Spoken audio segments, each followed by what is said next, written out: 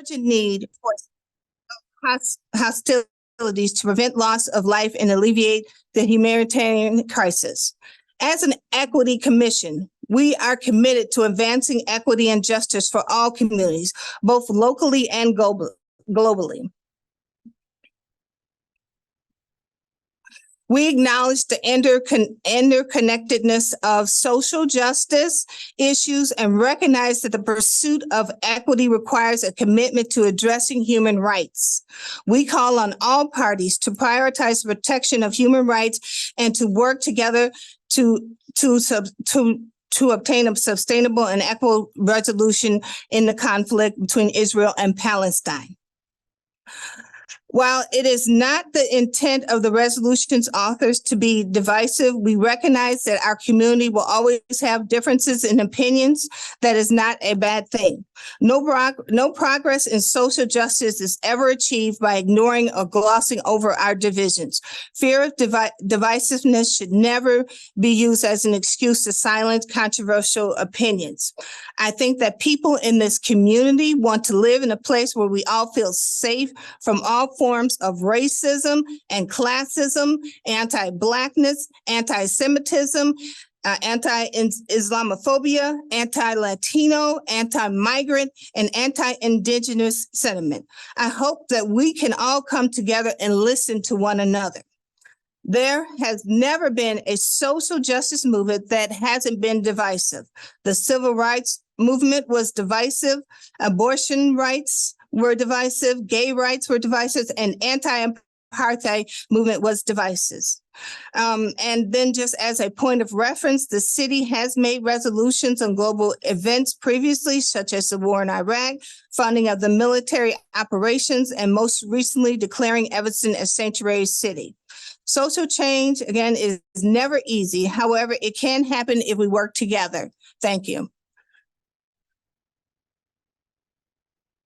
Excuse me, are we going to use the lights? There's a small box in front that lights up the panel in the front that can indicate when someone wants to speak. What's our process for indicating that we'd like to speak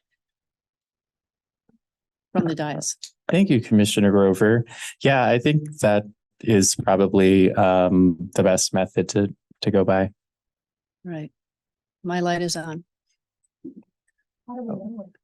Yeah, it's just a little confusing because we have the name of the council members on here. Right. So if I may. Yes, please. Madam Chair, you have made a broad statement that purports to speak for the entire commission, which it does not speak for the entire commission. Just on your microphone. Pardon me? It's on. Oh, it's on. So I do not join your sentiments with your opening statement, and it does not represent the commission until the commission has decided what we stand for on this, and we have not. And I believe that the decision to convene a special meeting for this, we did not cast votes on it, so it's not fair to say that it was unanimous. We all agreed unanimously, but we did not. We did not vote on it, but we all verbally agreed unanimously because it was not an agenda item.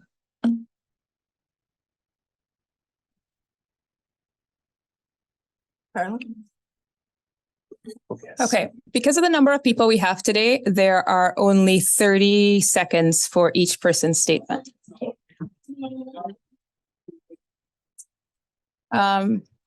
I don't know if you want to address that from the perspective. Yes. So hello, everyone. I'm Liam Bird, Manager of Organizational Performance and Equity at the City of Evanston. So glad that you're here today to share your voice. We strongly believe in inclusive partnerships at the city. And I would just say that unfortunately, we do have about 130 people who are signed up, and we also have many working, volunteering members of our board who have other commitments. So in light of that, we cannot extend the amount of time. We would love to hear each of you for far more than that. But unfortunately, with these time constraints, that's what we have today. But with that, I want to pass it back to Chair Cannon to speak about how she perceives this not being the day where we will be voting on this resolution, but instead there will be further opportunity for public engagement. Thank you. Yes, as I previously stated, we will be discussing this and making edits going forward. So no, there will be no vote on this tonight at all. I do want to turn the floor over to Commissioner Thompson so that she can make a few statements, and then we'll begin public comment. Okay. In light of the fact that we know that many people are disappointed that there's less time today because of the number of people we had signed up, all the commissioners got access to emails that came in. And so based on the emails, there are 3 or 4 points that were common points. And so I'm going to address those quickly now in about 3-4 minutes. The idea here is that if you came expecting to have more time to speak, if some of the commonly referenced points in here, I address already, then you can kind of pick from what you plan to say. Again, you could say as much as you have, whatever you want in your 30 minutes, but you can sort of avoid those because they've been, 30 seconds. But the whole point is to help avoid those if the point has been addressed. So hoping that this is helpful. So there are 3 points. None of it is going to address the actual resolution. It focuses on some other items that were brought up. So first recurring theme was that the EEC is acting outside of its purview and is considering a resolution that covers foreign policy. I'd first like to address that the EEC, the Equity and Empowerment Commission, is not empowered to pass a resolution on behalf of the city of Evanston. When and if we as this body vote for a resolution calling for the release of hostages and a permanent ceasefire, the only thing that we could vote on is to pass it on to City Council. So they can vote on it. So for those who are saying that it's not in our power, you are correct. We do not have the power to sort of bless this resolution on behalf of the city of Evanston. Further, in 2005, the city of Evanston passed a resolution calling for the end of the city of Evanston City Council passed a resolution calling for the end of the Iraq War. In 2008, they passed a resolution calling for end of military engagement in Iran. So we know that the City Council has a precedent of taking a position on foreign issues. Additionally, just recently, the mayor has signed on with other mayors calling for end of the war in Ukraine. So hopefully this clears up the misunderstanding about whether we have the ability to kind of speak on behalf of the city of Evanston. Relatedly, it has been said that the resolution does not pertain to any matters within the city. I would like to take us back for a moment for the period shortly after October 7th, when the mayor of the city sent out an email to the entire city recognizing the horrific deaths and the immense trauma caused to Evanston's Israeli and Jewish population because of the violent acts perpetuated by Hamas. That was absolutely the right thing to do. Because when you are a leader in leadership in a community and members of a community experience an immensely disturbing event, the empathetic thing to do, the community-minded things to do, and the humane thing to do is to show public concern for the welfare of those who are affected by that harmful event. And I want to make sure that I'm clear when I say that no one here assumes that the pain and suffering of Jewish people or Israeli people surrounding that incident on October 7th has dissipated, especially since hostages are still being held and are endangered by the same bombs that we are asking for a ceasefire against. But since the date, 14,000 Palestinians, 5,500 of whom are children, have died. Since this mass killing of Palestinians has begun, not once has the government of Evanston at its leadership specifically acknowledged the pain and suffering of Palestinian community that resides here in Evanston and their Muslim and Christian brothers of the Middle Eastern region. This refusal to acknowledge this pain and suffering for some members of the community renders them invisible and sends the message that in Evanston, Palestinian Americans, Muslim Americans, and Christians from the Middle East do not matter. So this is a disproportionate treatment. In the commission's mandate, it says to ensure that all citizens receive equal service and treatment, regardless of race, color, religion, ancestry, national origin, veteran status, sexual orientation, age, marital status, familial status, disability, gender identity, and gender expression. We contend that this gives us this gives us the ability to craft a resolution for consideration, again, just consideration, as we do in many other items, to ensure that the city of Evanston not only recognizes the immense trauma, but also tries to leverage its power with our state representatives to discontinue the end of the loss of life. The EEC and the city do not have, it is also said that the EEC and the city council do not have expertise to comment on foreign policy. A ceasefire, which we're putting as stop killing civilians, is not foreign policy, it's a humanitarian policy. No one here is trying to give suggestions on a one-state solution or two-state solution. The city council called for end the war in Iraq in 2005, and no one then had a foreign policy PhD either.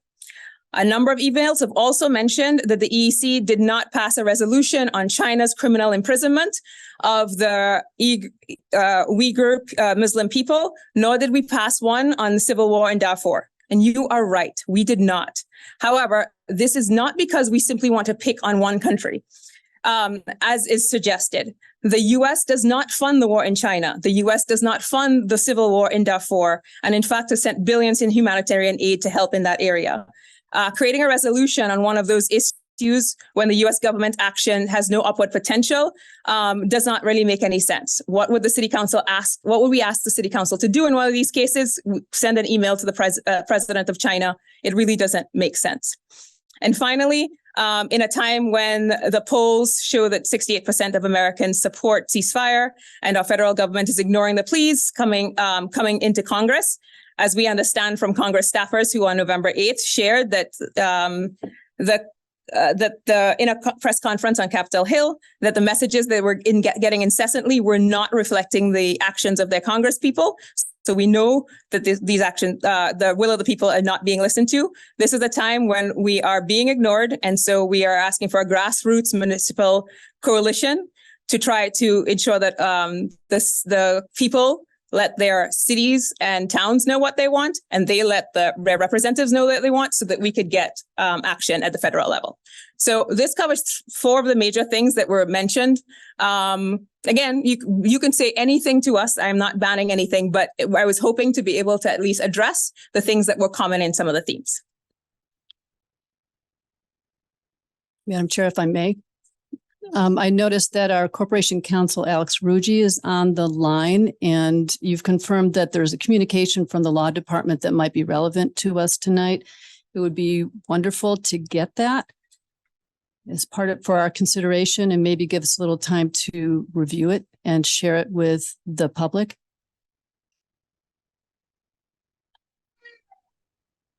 I haven't received it yet. Can people speak correctly into the mic, Yeah, so everybody can hear? With apologies, for sure. Absolutely. Thank you, Commissioner Grover. I'm going to forward that to all of the commissioners right now. That was a message that was just recently sent. And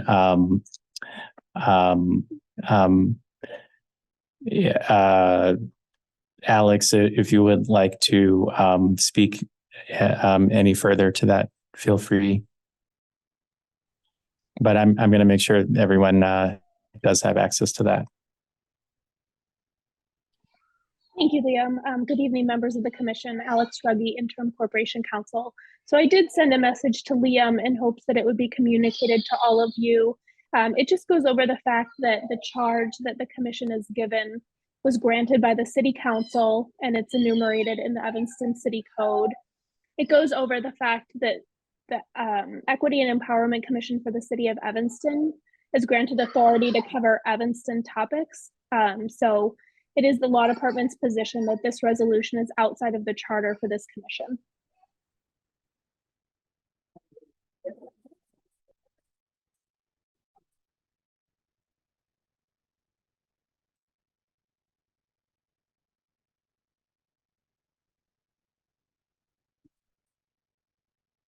If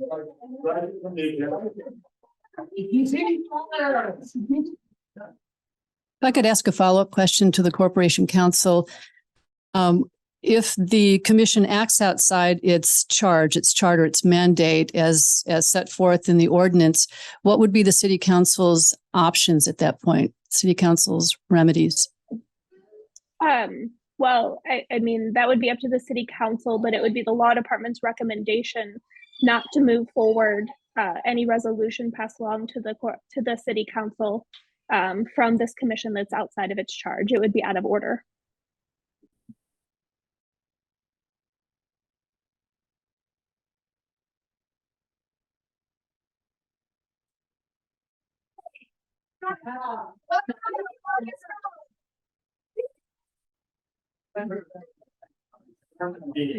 Thank you, everybody, for your passion on this topic. And we do want to listen. We do want to hear from everybody here. However, if we're unable to continue this meeting, that unfortunately we'll have to adjourn the meeting. So I would just ask that. Sure, it was said that we can't continue the meeting. It says that the city council can't vote on the item. So, Right. No, we thank you so much. That is true. I will pass it back to Chair Cannon. I just wanted to say, like, if everyone could just be respectful and so that we can hear from everybody tonight, because I think the goal is definitely to hear everybody's voice in this space. Okay, thank you. Let's see. We have Robin Brown, Aaron Jensen, Mahia Jahard. Person for you.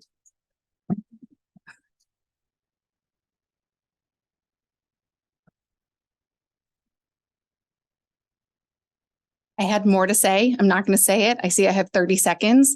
So I'm just going to say quickly, if you are able to bring this to city council, which I hope you are, be brave.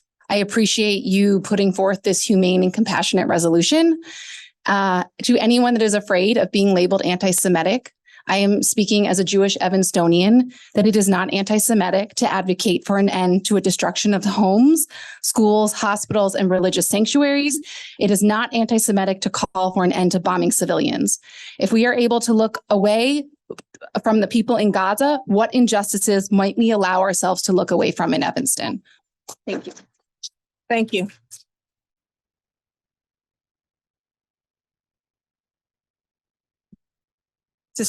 Are you Aaron or? I'm Aaron. Yeah, everybody.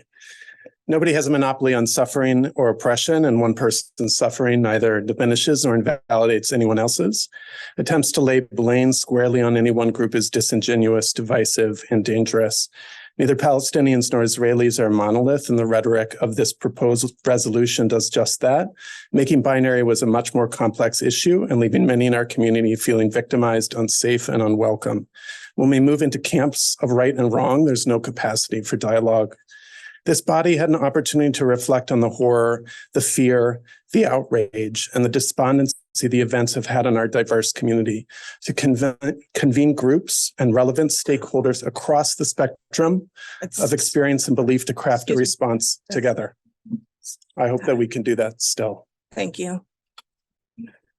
Mahar Gerard or Rachel Jury, Julie Kober, or Andrew Ginsburg. Julie Corvier-Gallara. Okay. I think that this gentleman spoke really quite eloquently. I don't know that I have much more to add, other than I sat where you sat. I was one of the members of this.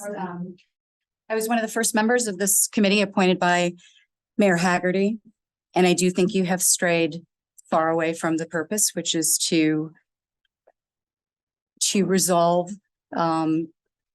prejudice within the city of Evanston and empower people. And I think that with this extremely one-sided document that has a litany of the suffering of the Palestinians and no discussion of the suffering of the Israeli people, that you have done a terrible disservice to a lot of the citizens, and not just your Jewish citizens, Thank you. but everyone who lives here, because you have fanned the flames of discontent. And that's really unfortunate.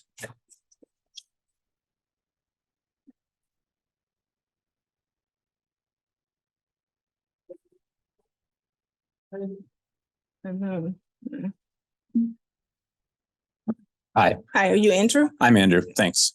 My name's Andrew Ginsberg. I am a Evanston resident. I'm also Jewish.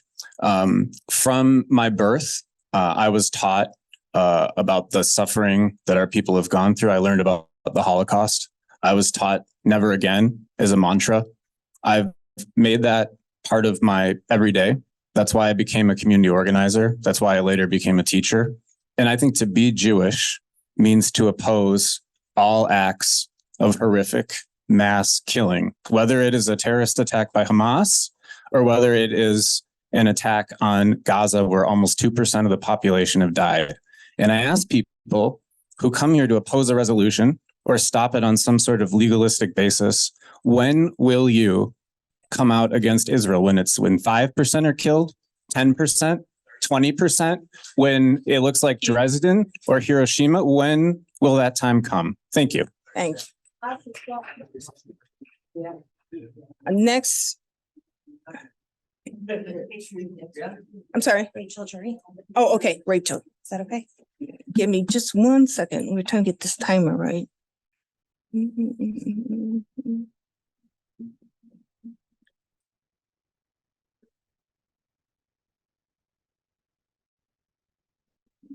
Okay, go ahead. Hi, everybody. I am also a lifelong Evanstonian, and I'm having an issue trying to figure out if this commission deliberately intended harm or just ignorantly did it. And I'm going to invite this group to investigate some of the anti-Semitism that has been part of Evanston's history in terms of where housing was allowed and where Jews were allowed to live. There's an Avenue of the Righteous we drove by when we parked today, which meant that Jews and non-Jews needed to live together. I sent an email that detailed 6 things that were pretty unequal in the ceasefire resolution. So if your goal is to actually pass a resolution that's about ceasefire and upholding equity, I'm going to invite this commission to do a lot more learning about the harm that you are, I'm hopeful, unintendedly causing by creating documents that are hurtful. Thank you.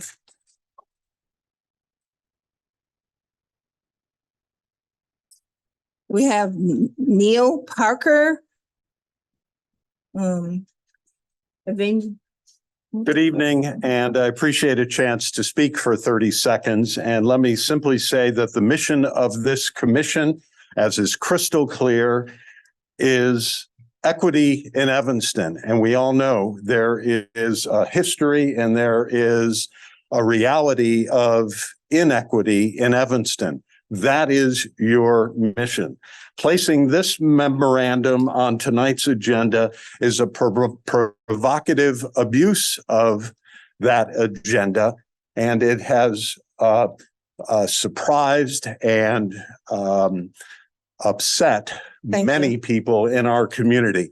Lastly, the question I would ask is, where is Alderman Reed, a member of your commission who seems to be everywhere and have opinions about everything?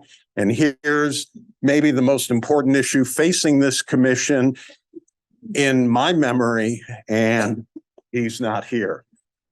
He has a board meeting tonight, but thank Of you. course. Thank you. The next name, I'm sorry if I'm mispronouncing, Eva Jean. Is the name Eva Jean? EVGENY? Huh? That says on in person. Oh, she's coming, but somebody's coming.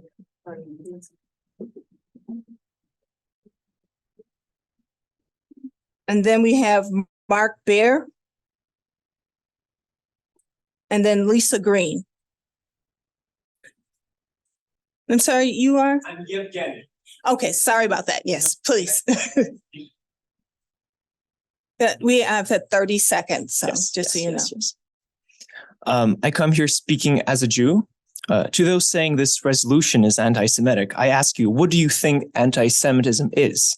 To me, anti-Semitism is inviting a pastor to a DC March for Israel who has said that Hitler was Jewish and that Jewish bankers control the economy. When it becomes clear that you're not worried about fighting anti-Semitism, but are more concerned about weaponizing it to shut down any discussion about Israel, it is the job of descendants of Holocaust survivors like me to tell you no. Thank you. Thank you.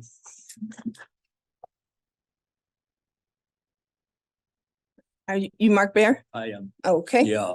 And I want to say that a lot's been said already. I think the committee knew what their purview was. I think you knew what the lawyers would say, and I think you did it anyways. I think you just want to divide the city for some strange reason I cannot comprehend. And you've done a good job. You really divided the city now. I will be there on Monday at the council mission. I will ask for the dissolution of this committee. Okay. Thank you.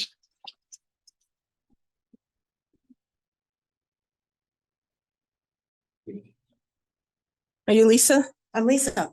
Okay. All right. Excuse me? Yeah, 30 seconds. Go ahead. I'm a rabbi by profession, a 24-year Evanston resident, and a parent of 3 students educated in District 65 and 202. 2 of those are currently ETHS juniors who have lost respect for several of their teachers who continually are antagonizing them and telling them that they're silenced. So what this resolution I see is a divisive piece of legislation. Forget that it's not even in your purview. You're setting up tensions. You're setting up potential hatred and violence. When my kids, who are the children of a public servant, a rabbi, and the grandchildren of public school teachers are upset by their teachers, something is wrong.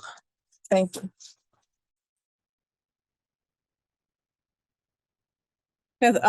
Heather Sweeney, Alice Berry.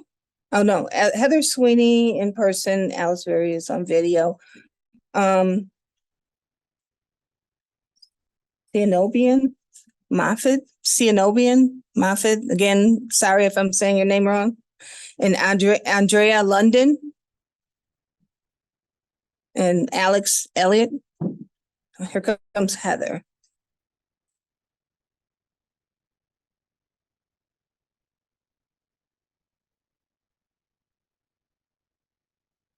Thank you. Hello. Hi. I support this resolution calling for the ceasefire. I think this is a necessary opportunity for Evanston to voice its horror over the thousands upon thousands who have been killed and even more who have been displaced in Gaza. This resolution serves as a voice for the collective values that Evanston purports to hold, the values of justice and liberation. So thank you. Thank you. Okay. Oh, clear. Okay. I'm Siobhan. Can you make this go down? I had a lot written, but you spoke to most of it. I guess I just want to say how anyone could be against a ceasefire is really beyond me. Who's okay with continuing to murder innocent women and children? Who's not relieved by Palestinian prisoners and Israeli hostages being reunited with their families? Who is in support of continuing to withhold water, food, and fuel from a devastated population? Who? Those who consider this resolution divisive or as singling out the Jewish community for attack and derision are conflating Judaism and the Israeli state. I take no issue with anyone based on their religion. I do take issue with people who will support the use of a state power to rain down severe collective punishment and astonishing destruction on any population under their control. Thank you. Andrea London, Alex Elliott, and Juliet Corbier. Oh, did you already did it? Yeah, that's what I thought. Okay. Okay, then Daniel Bleer. Okay. Go ahead. My name is Andrea London, Rabbi of Beth Emet, the Free Synagogue here in Evanston for the last 23 years, and more than 30 years an advocate for peace and justice in the Middle East with friends who are Jewish, who are Palestinian, and that's been a passion of mine and very, very important. But I'm against this resolution, and 1,000 people in our community are against this resolution because we are not just saying that we are concerned about Palestinian lives and Jewish lives, but that we have a particular way that we think that this war should be ended.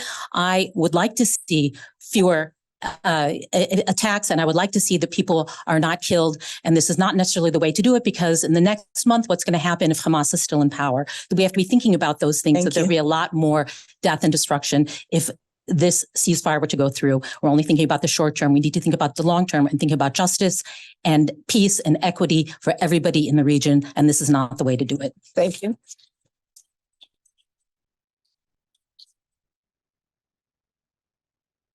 And you are? Alex Elliott, Third Ward. Okay, thank you. Alex, go ahead. Here are some additions for your consideration. Whereas the Jewish people are not the Israeli government, the Palestinian people are not Hamas.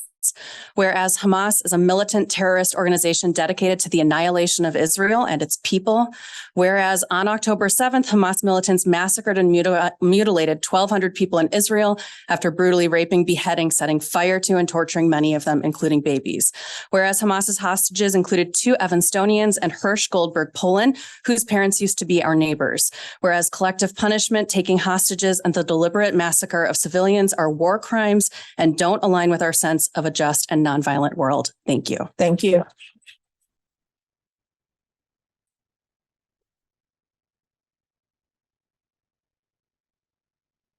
Daniel Blair and Brent Broughton. Yes, I'm a 35-year resident of Evanston, also a child of survivors. And the issue at hand is we all want peace, but peace at what cost? If Hamas would put down their arms, there would be peace tomorrow. Unfortunately, that is not the case. And if Israel would put down their weapons, there would be no Israel. So in order to have peace, you have to be able to understand who is at the cause and the root of all these problems. Please read your history.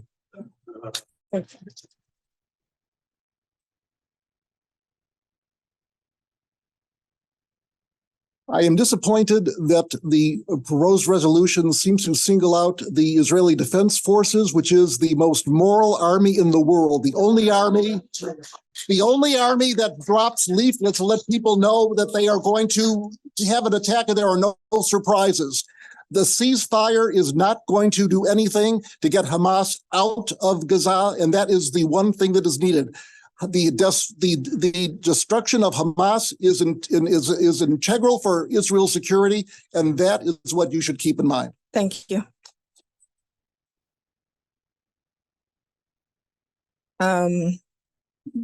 Ari Platt and Karen Kaplan and Reverend Grace.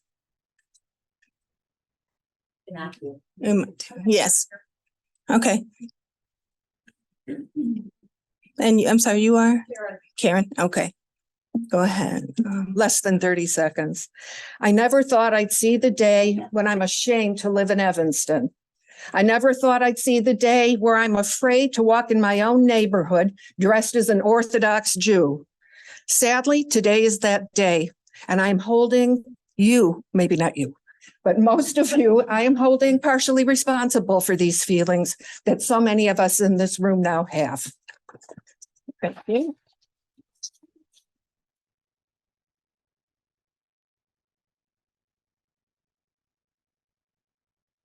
We don't have Ari Pratt, I guess. Okay. Go ahead. Reverend Gracie Matthews, Senior Pastor, First United Methodist Church. I want to believe that the commission actually wants to end Palestinian suffering.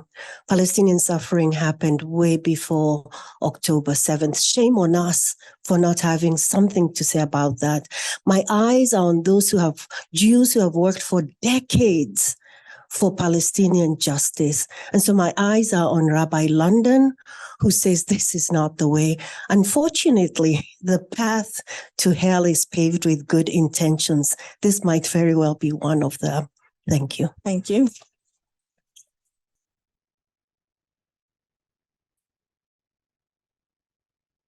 Next, we have Jean Freshy and Joel Gordenstein and Jeff Schoenberg, Honorary Jeff Schoenberg, and Jonathan Lustig. So whoever wants to go.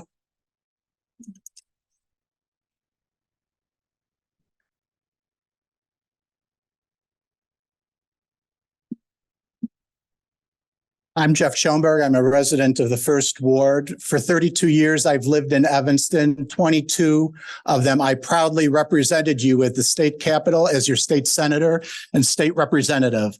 I've experienced the joy of seeing this community at its best. Tonight is not one of those times. We have police cars in front of houses of worship. We have our elected officials who they and their staffs are genuinely concerned about their own physical safety. And we have a resident of this community who's yet to put her head on the pillow of her own home since she was released along with her daughter on October 20th. That's because there are 7 other members of her family still in captivity, and there are 3 others who are deceased who they'll never see again. Thank you.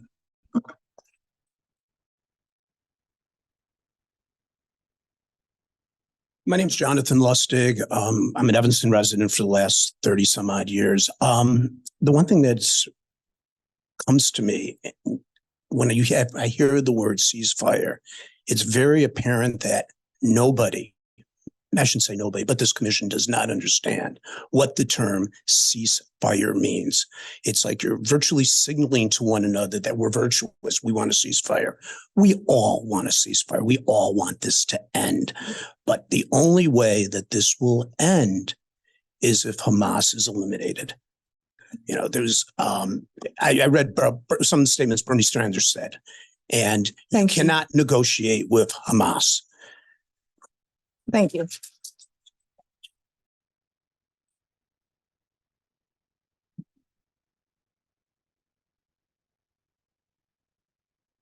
Thank you. My name is Jean Frisey. And I just want to say that Mayor Biss does indeed recognize the importance of stating our values as they relate to foreign affairs, just as he did when he spoke in support of Ukrainians, and most recently when he addressed the horrifying attack on Israeli citizens on October 7th. What Mayor Biss is unwilling to speak on is brutality toward Arabs, Muslims, mostly and specifically Palestinians. It is important to acknowledge that violence globally creates violence locally, which we do have a responsibility to address. This is why it is important that we allow the ceasefire resolution to come for a vote before our city council. Thank you. Thank you.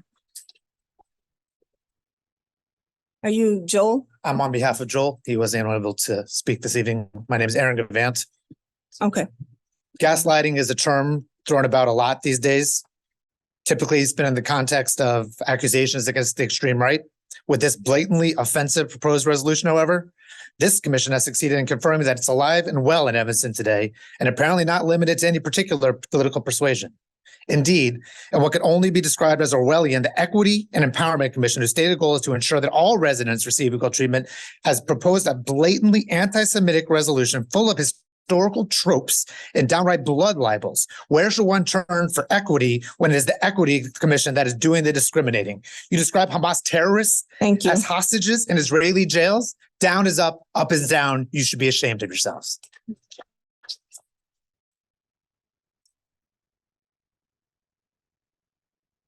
Next, we have Leslie Williams, Mike Baskin, and Jason Bass. I'll try to talk fast. I'm Leslie Williams, 7th Ward resident, member of Jewish Voice for Peace Chicago, and I was one of 500 Jewish Americans, along with both my rabbi and my cantor, who took over the Capitol Rotunda in October to demand a ceasefire. We wore talitot, blew our shofars. We were old, young, children, grandchildren of Holocaust survivors, Torah teachers, students, cantors, and rabbis, all joined together with one message: that we will not allow this carnage in our name. It was the most profoundly Jewish moment of my life. And I say this only to remind you that there is no one Jewish opinion on this or any issue. 192 rabbis have issued a Rabbis for Ceasefire statement. Many Jewish organizations have been marching for ceasefire. And I just want to say that I heard a text from a Palestinian resident recently who was afraid to come, who said that my mental health is really brutal right now. It's hard to continually have to speak on behalf of my own people, family, while being called anti-Semitic the whole time. Thank you, Leslie. Anti-Palestinian is real and lethal, yet we see little condemnation of it from our leaders. Thank you.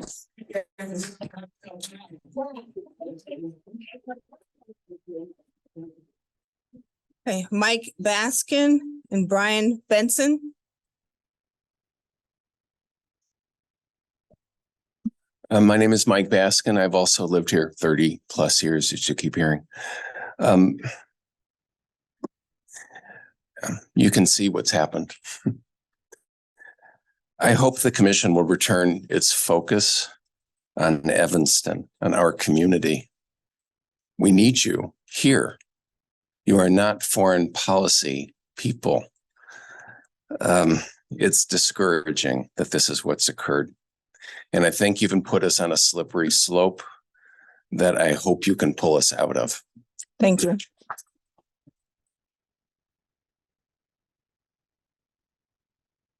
You are? Jason Bass. Jason Bass. Okay, Jason, go ahead.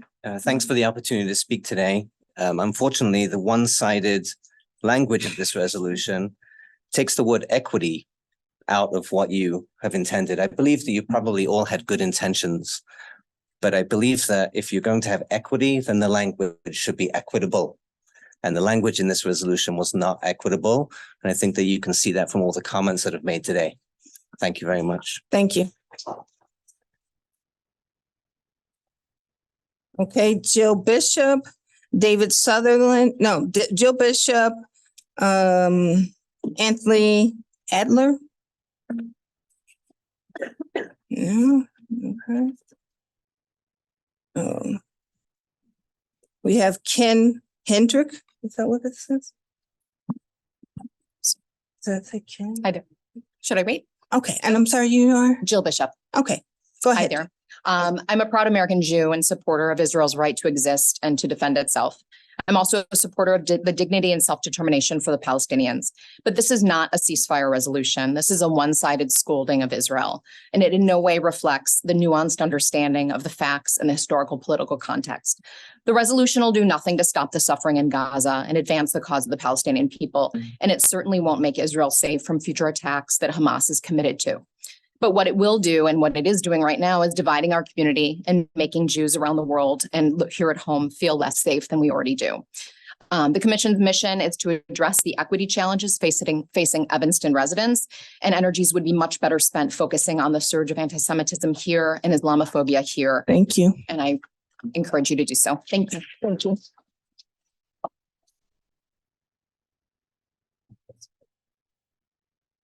My name is Ken Heinrich, Evanston resident, grandson of Holocaust survivors. I just want to say that if you pass this resolution, you'll be doing incredible damage to the very cause that you defend, because you will be invalidating an identity. Zionists who care about a secure Jewish homeland, you will say, we don't matter. If you do that, then you give every other hater in the world the permission to invalidate other identities. You will be destroying your own cause. Thank you. Okay. Joel Sternenstein, Lisa Pleids, and Sebastian Knauss.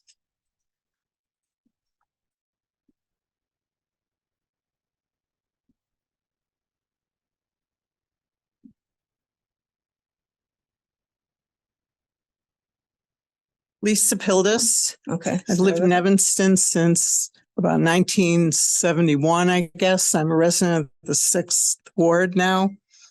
I question the wisdom of the chair and staff in even allowing the resolution to come before the commission in the first place. I don't know who drafted the resolution, but the commission and staff should have vetted it before its submission. Doing so would have shown that it is a one-sided document filled with misinformation, disinformation, bias, and propaganda. You should reject the resolution and issue a public statement explaining who drafted the resolution and how it got on the agenda in the first place. Thank you.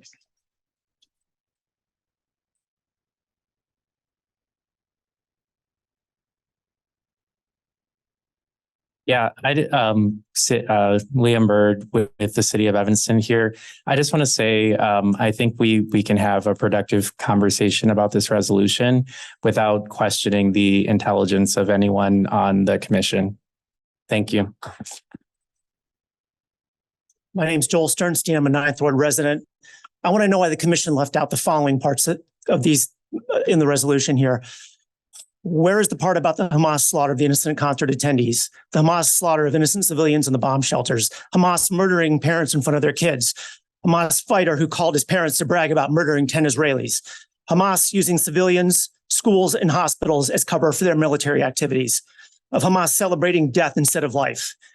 Where are the parts about Israel having the right to defend itself, of the Arab countries that have signed peace treaties with Israel, and of the 2 million Arabs, including Palestinians, who are full-fledged citizens of Israel? Thank you.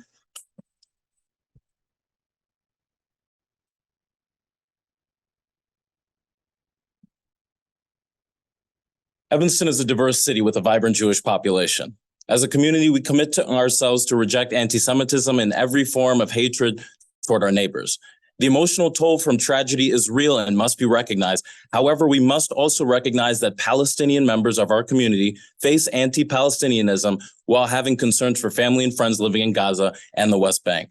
This resolution calls for a ceasefire in conflict so Israeli and Palestinian hostages can be freed and humanitarian aid can be delivered, and also give dignity to people. Acknowledging the suffering of the Palestinian people and outlining documented violations of international law, as is done in this resolution. Thank you, leads towards truth Sebastian. and reconciliation in our community. Thank you so much. Thank you. Okay.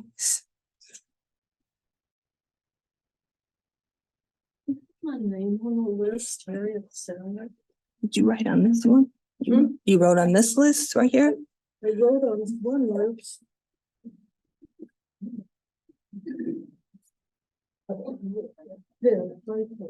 Okay. Yeah, so we're doing the list of online people who signed up online first, so we'll get there. Okay, Stephen Lubert. Aret Jiva, Karen Kaplan. Okay, Karen already spoke. And Rabbi Mir Hachet, maybe? I'm not sure. Okay, and you are? Lubet, Stephen Lubet. Stephen. And I've been here since 1966. Go ahead. I appreciate Commissioner Thomas's comment about the need to acknowledge the pain and suffering of the Palestinian people. I think that's important. This resolution does not really do that. It's not the right resolution. The title is misleading. It says it's about the ceasefire and return of Israeli and Palestinian hostages, has one sentence about Israeli hostages, and then 13 paragraphs, misleading, inaccurate, full of omissions, and not a word about vilifying Israel, about Hamas missiles. It's hard to, you know what? People have said that. I appreciate your sentiments, Commissioner Thomas. I don't know who wrote this, but it does not embody those sentiments. Thank you.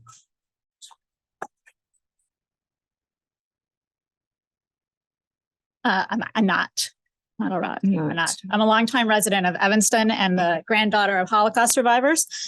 The title of this resolution is misleading. It's one-sided. It demonstrates a calculated animosity towards Israel. It makes no mention of war crimes committed by Hamas. It makes no mention of the fact that 9,500 rockets from Hamas have been fired into Israel since October 7th, some of them hitting hospitals and schools.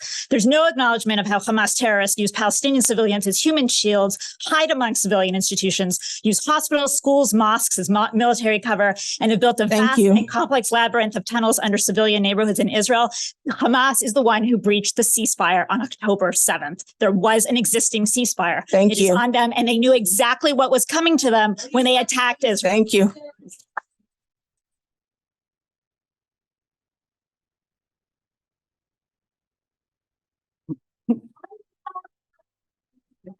Hi, I'm Rabbi Meir Hecht, a faith leader and rabbi here in Evanston.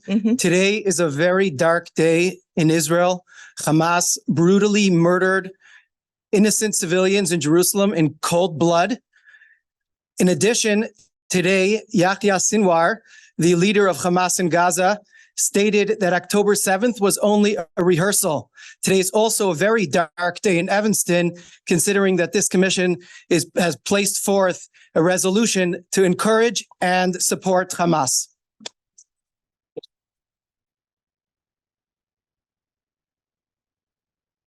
Okay, we had Karen Kaplan. You spoke? Okay, all right.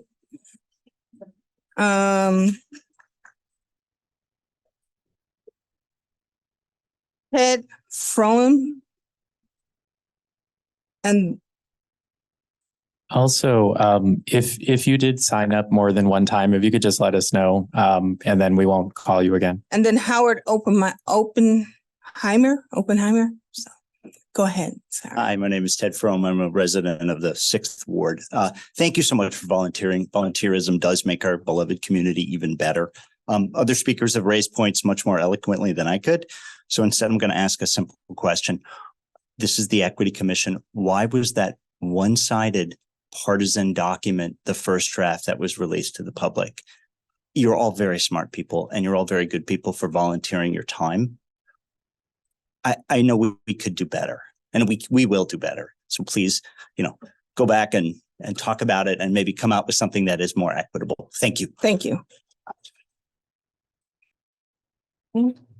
Howard.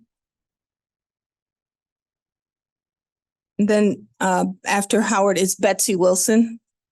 So go ahead, please. Howard Oppenheimer, 15-plus-year resident of the 8th Ward. Has been mentioned already, this is well beyond the purview and purpose of this taxpayer-funded commission. While the conflict of the Middle East is truly tragic, it is not the concern of the city of Evanston, Illinois' Equity and Empowerment Commission. We have so many issues that are in the commission's issues right here in Evanston, in our backyard, that is what you need to focus on. I respectfully request that you stick to your knitting. Thank you.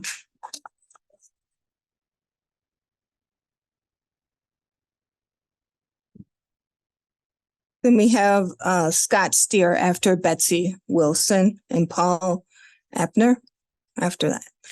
Thank you. Let me just a second. Go ahead. Good evening. I'm Betsy Wilson, and I'm proud of Evanston tonight, and I'm proud of this commission. Conversations about equity and conversations about power and conversations about violence are hard, and they are divisive. And I'm glad that we're a community where we can have these conversations. Oh, I'm nervous because they're scary. They're scary for me too, but they're important. And I think if we as a city, Mayor Biss rightly expressed his dismay and his horror at the attacks on Israel.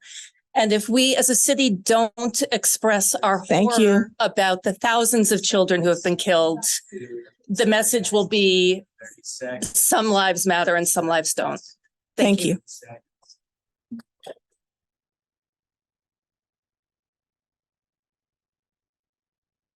Hi, and you are? I am Scott Stern of the 3rd Ward. Okay. I vehemently oppose the ordinance as written, and you cannot call for a ceasefire on a group of people, Hamas, that whole charter is to kill and wipe out Israel.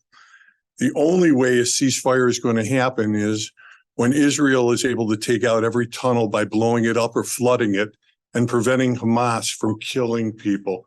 This needs to be done to have safety. Thank you. Thank you. Hi, are you Paul? Paul Ebner, Okay. First Ward. All right, thank you. I'm going to try to figure out something relevant in my 30 seconds. I think what Commissioner Thomas said has to be noted, that if there are people in Evanston that are feeling ignored and not there's insufficient empathy, we do have an obligation to try to react to that. But the issue should not be to fix one perceived wrong by creating new wrongs. I, as an individual, feel less safe in Evanston than I ever have before. This resolution will not serve the committee's mission. Thank you. It doesn't serve the community. It doesn't eradicate bias. Thank you. Thank you. Shayna Sexton, Michael Belinsky, and Alexandra Sasha is her name also.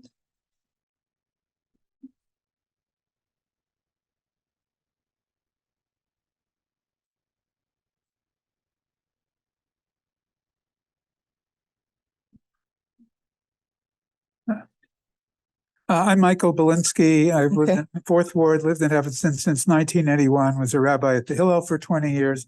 I'm also a past president of the Council of Religious Leaders of Metropolitan Chicago. We need to discuss among residents of Evanston what is going on in Israel and Gaza. But we do not need it as a resolution of a committee to create an evening like this where people get sound bites, cheers, boos, and nothing is being accomplished. This will only, we must have these discussions with each other in the public square, but not as a government resolution. Thank you.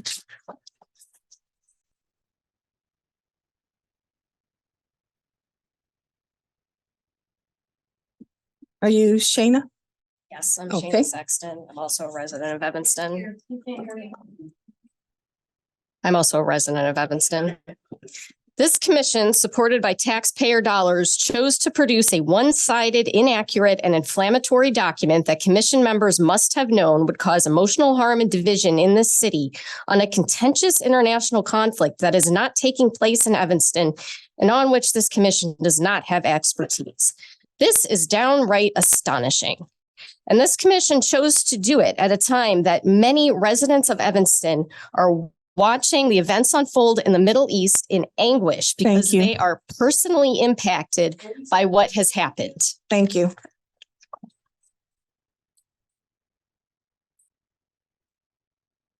Are you Alexander? Yeah. Okay. My name's Sasha Gerbalvo. Oh, okay. Go ahead. I'm a new resident of Evanston. I've lived here for 3 years with my young kids. I'm also a Jew. I came here because it's a beautiful, diverse place with diverse people. And I was very excited to live here, and I still am. But you guys have created a resolution that is completely one-sided and makes me and my family feel like we don't have a place here. And I don't think that's the point of this commission. I think you failed tonight, and I think you could do better. Thank you. All right, thank you.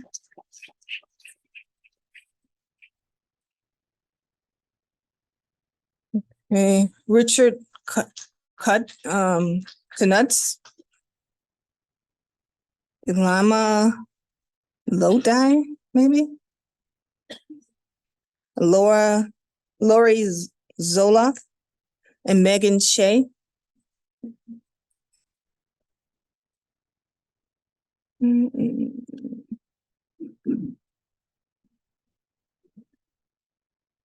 wrote all these names on this sheet right here. For 20 years in the Third Ward. This resolution is a performative theatrical provocation. It does nothing to advance the cause of peace in the region which we all want.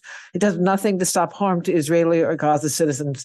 In fact, what it does is embolden a terrorist organization by supporting their cause, adopting their narrative, and obscuring the tragic reality that this war began when the terrorists in Hamas had promised compliance to a ceasefire and broke that promise with an unprovoked attack of terrible, unspeakable rage and brutality, breaking the norms of human decency that allow us to imagine any sort of peaceful future. In fact, Hamas even broke the temporary truce again this morning. The resolution is full of fictions. Thank you. The bleak situation of the Gazans is entirely the result of living under the rule of theocratic dictatorship. We hold values that are antithetical to the ones we value in our Thank you. city Thank you. and in which are the charge of your commission.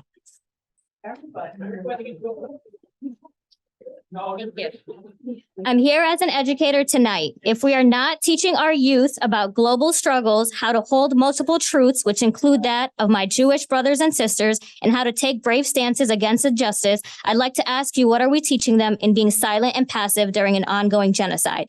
Resistance is the reason me and my family are here today, and I will continue to fight until Palestine is free. I ask you to interrogate the white supremacy in you when you are offended by this stance. Thank you. Thank you.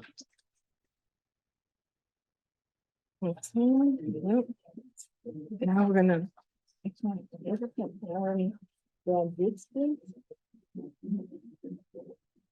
Alla Radisky. And what does this say right here? Please keep it down when people are talking. We just want to make sure everybody can hear what everybody has to say. Thank you. Hello, hi everybody. I am a resident of the second ward. I've been a resident here for over 30 years. I am a granddaughter of the Holocaust victims. My grandmother was burned alive and my grandfather was shot. So what happened on October 7th was very close to my heart. I'm ashamed that I've been funding this commission with my hard-earned money.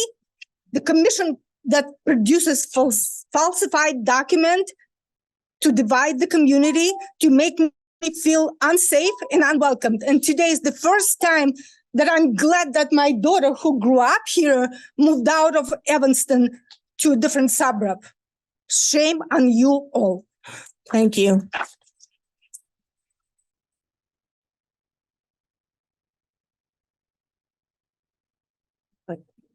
Yep. Yeah. Let's see this here. Mick Jackson, Justin Vincent,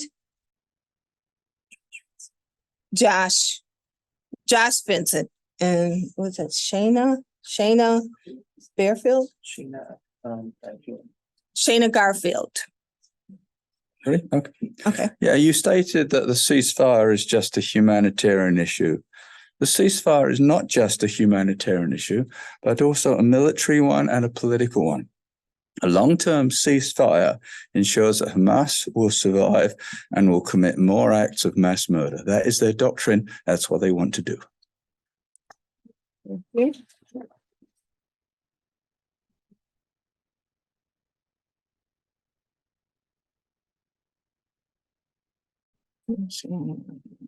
Hannah Seltzer. Did Hannah Seltzer go? Or Justin Vincent? Are you Justin? Oh, Josh. Okay, sorry about that. All right, great to be here. Go ahead. Hey, Evanston is a special community. The attacks on October 7th were horrific and harmful and hurtful and traumatic for so many of us. I want to extend nothing but peace and love to the Muslim and Arab community here and worldwide. Hamas and those that committed the atrocities at October 7th are not the same as the Palestinian people. And Hamas is a jihadist death cult that I know no one here agrees with their disregard for human rights. We must oppose them. This resolution must be opposed. Thank you.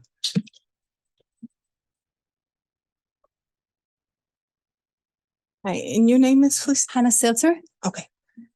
Hello, I'm Hannah Seltzer. I'm a resident of Evanston. I'm from Israel.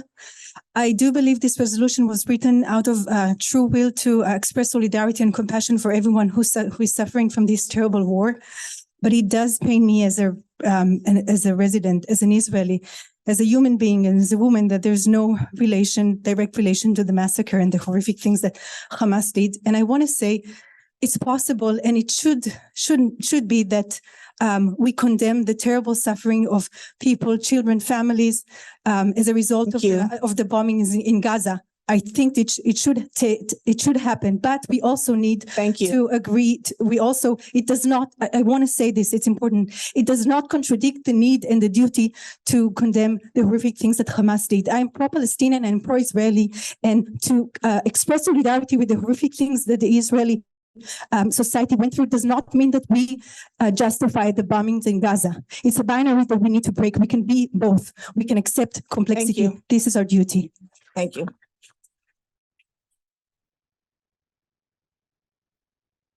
Hi, and you are? Shayna Griffith. Shayna, okay. Go Also ahead. Jewish, and placing the blame for October 7th on Israel's feet, which this resolution does, is dishonest and signals to me at least that this commission is biased, not safe, and does not represent me. On October 7th, it was simple harm and not a healthy expression. While Israel responded, which has harmed many, Hamas has violated the original and current ceasefire multiple times. While I don't agree with all the actions of the Israeli government, and any acts of torture should be held accountable, this resolution does not hold Hamas accountable at all. Funds and resources have been provided to Hamas for years, and instead of building up infrastructure in Gaza, Hamas kept the money. Do better.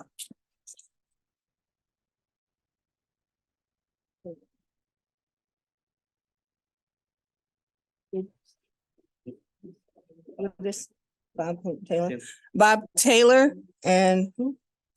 Nick Davis. And Nick Davis.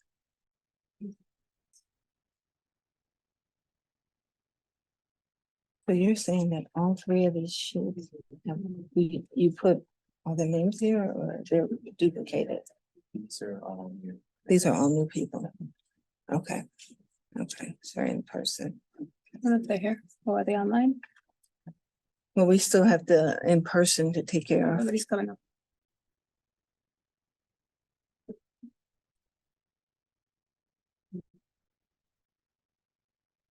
I think Robin Brown spoke up. You already.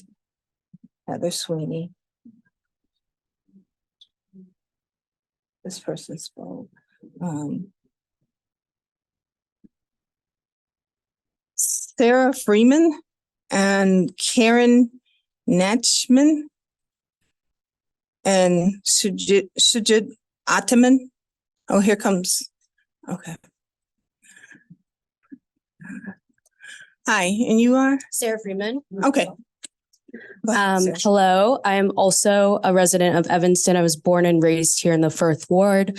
I graduated in ETHS in 2019, and I was a participant in SOAR. I was a participant of the Evanstonian, and I just really want to ask what people think equity and empowerment are, if not the promotion of justice and human rights for everyone. And yes, that does mean in our local cities.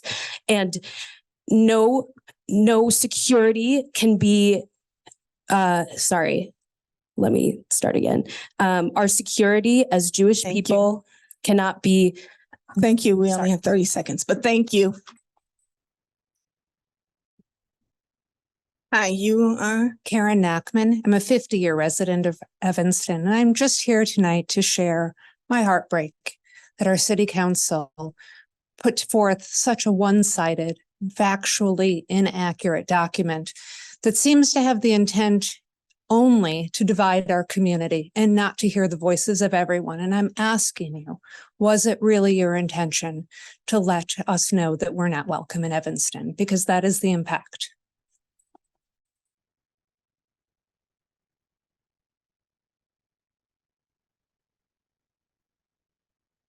Go ahead, Nick. Good evening, y'all. I'm Nick Davis, 2nd Ward. I just want to be clear that people are not supporting the ceasefire, supporting genocide. There's no two ways about it. The United Nations called it that. People in here are talking about who is this local commission to have the audacity to think that they should weigh in on an international problem by calling for a ceasefire. But who are all of you to think that your feelings and opinions are more objective than the United Nations? I haven't seen one publication say an entire bloodline of Israel has been wiped out since October 7th, but hundreds of Palestinian bloodlines, 3 to 4 generations deep, are all dead. I'm not here to ask you to support the resolution because I have no faith in the morals of the city council as a whole. Thank you. I just wanted to put these thoughts on record that you're all supporting oppressors committing genocide. And if you feel threatened by this, then maybe you should sit down with that for a little while. Thank you. Are you Sujit Ataman? Okay. Hi, my name is Sujit Atman, and I teach biology and urban agriculture at ETHS. If you can understand why we don't bomb a school when there's an active shooter, why we don't bomb a city when there's a manhunt, why we don't bomb a building when hostages are being held, then you should understand why killing Palestinians to stop Hamas is wrong. 1 out of every 200 people in Gaza have been killed. The only moral and ethically right thing to do is to demand an end to the killing of innocent people. From the river to the sea, Palestine will be free. Free Palestine. And it's pronounced Hamas, not Hamas. Thank you.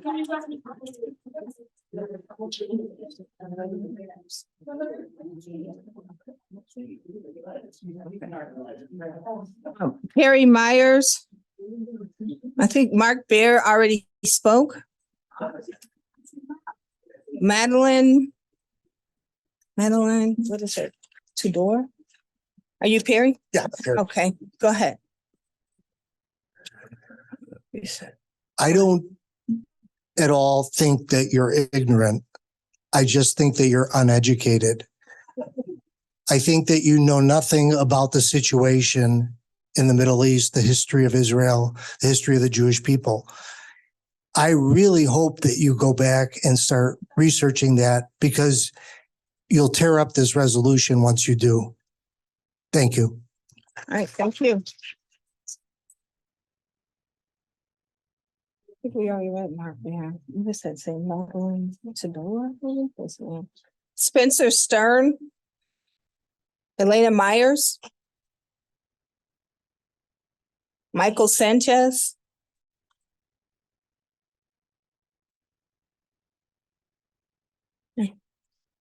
Hi, you are? I'm Spencer Stern, resident 7th Ward. Thank you for giving me the opportunity to speak here this evening. I moved to Evanston in 2008 for a variety of reasons, and what I'm experiencing this evening can only best be described as a twilight zone. Here we are talking about issues surrounded by multiple armed public safety personnel.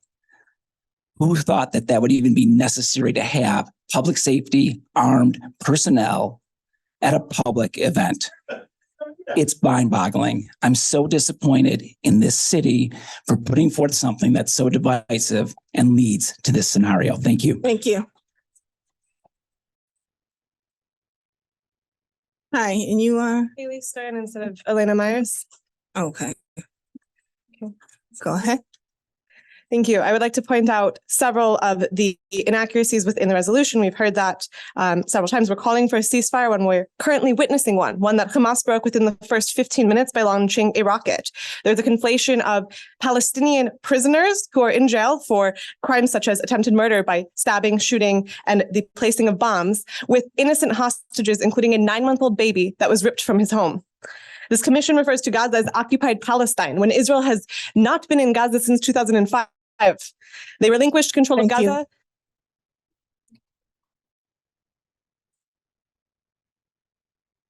Hi, you Michelle Sanchez.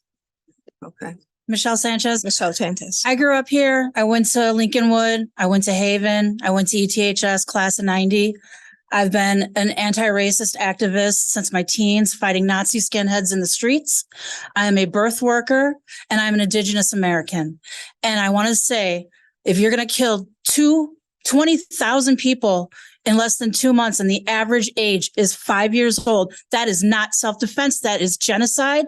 Bombing for peace is like fucking for virginity. Ceasefire now, end the occupation. Thank you.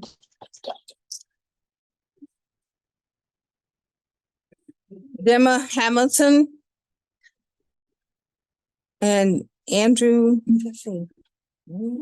Ginsburg. Are you Gemma? Okay.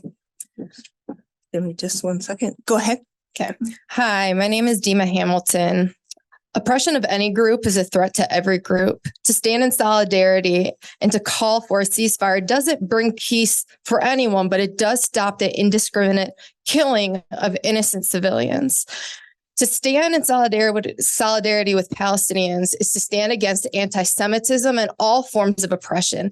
And to consider Palestinians as not fellow Semites is, again, the dehumanization of a people that deserve respect and that deserve to be safe in their indigenous lands when they've opened their borders as a place of refuge for Jews that have been persecuted. Thank you.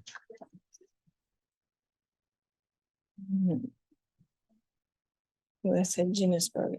Andrea Ginsburg and Alan.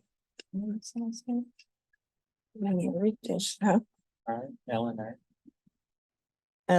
Alan R.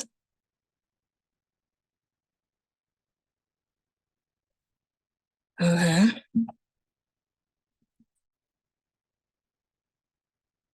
Did we already read Ted Frome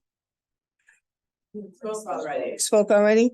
Paul Epner, he spoke already too. Lynn Pollock. Okay. And Timmy Pappas. I want to thank the commission for taking this on.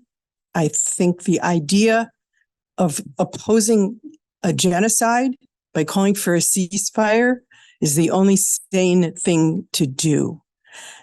And every day I talk to friends who have family in Gaza, and they don't know on any given day whether they will reach their family, whether their family will have died in a bombing overnight. Thank you.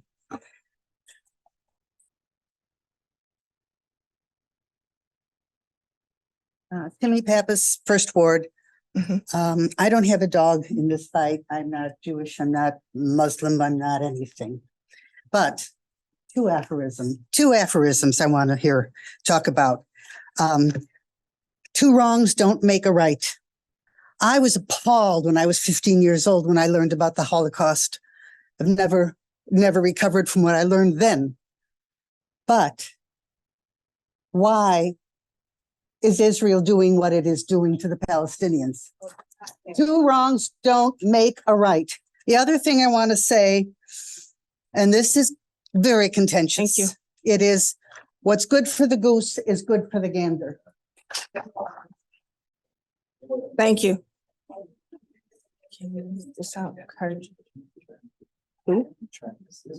Jane Charney, but what about this right here? Are you Jane? I'm Jane, Okay. yes. All right. Hi, I'm Jane Charney. I'm here on behalf of Jewish United Fund, the central convening organization of the Jewish community. 19% of Evanston's households are Jewish, and I'm here to represent them. This resolution calls for a ceasefire without affirming any guarantees that Hamas will put down its weapons and cease from its murderous aims in perpetuity. That is why JUF firmly stands in opposition of this resolution and of any call for a ceasefire that Hamas has already violated. The proposed resolution also fails to recognize the terrorist aims of Hamas. Thank you. Glasser is the last name? Caroline. Okay. Hi, I have two kids living in Israel. This is a very personal issue to me.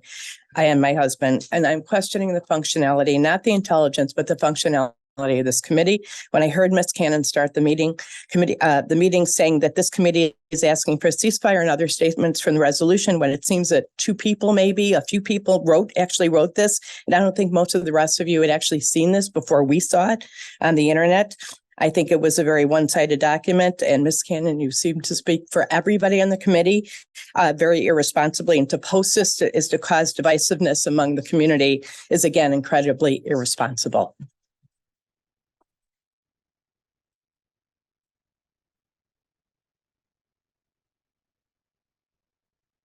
Harriet Salich. Okay. Harriet Salick. Salad. Prior to October 7th, there was no war per se. However, every week we heard about some Hamas terrorist driving down a road between towns, driving through the town, whichever city it was, shooting people standing at a bus stop. 3 killed, 7 killed, coming out of the synagogue from services, down the street. Thank you. I'm sorry? Thank you. We only have 30 seconds. Time's up. I'm sorry? You only have 30 seconds. Time's up. A ceasefire will not prevent that continued action. And I think that this has not been thoroughly researched. Thank you. And even if it doesn't pass, it's going to leave a permanent record of this document that is not thoroughly researched in the record of the city of which is a shame. Yeah. Lori Zoloff.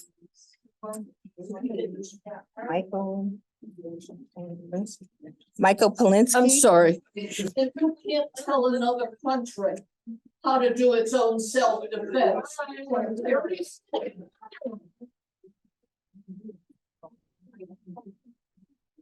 No, Lori. No. Okay. Okay. Haley Stern. You spoke. Okay. Mort Danilo. Okay. There. We're done with that.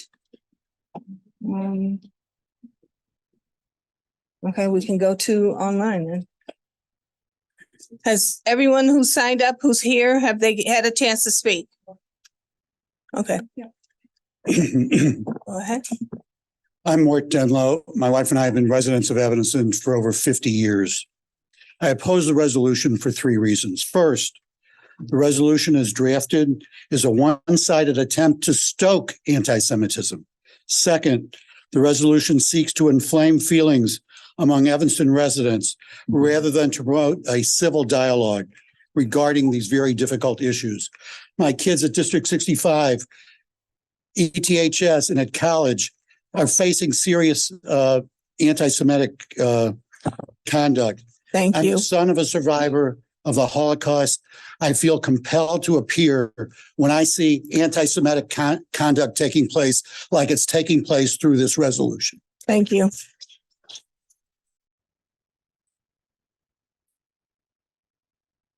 Okay, so video. Marsha Bernstein.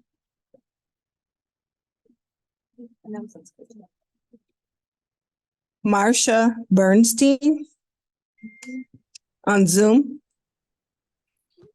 I'm here. Go ahead. You have 30 seconds to speak. Okay, just to clarify, it's Bernstein. I'm of Swedish descent as opposed to Jewish. I am a member and board member of Chicago Area Peace Action, and prior to that have brought many of the resolutions that have been referenced earlier in 2005, 2008. And I think that this particular resolution needs amendment. It needs to say, to specifically enumerate that the Hamas attack was a terrorist attack, but it also needs to reference that what has transpired since is genocide. Thank you. Hold 1 second. I don't want people to conflate.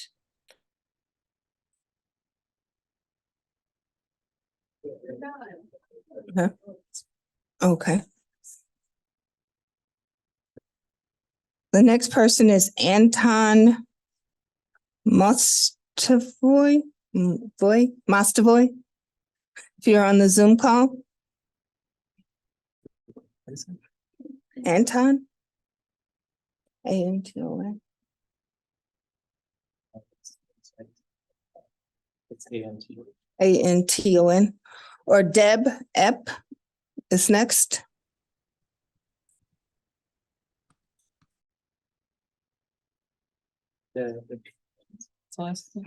E-P-P. Or Callie Benson Williams. C-A-L-L-I-E. Okay, we do have a Callie. Okay. Callie, you can go ahead and speak now.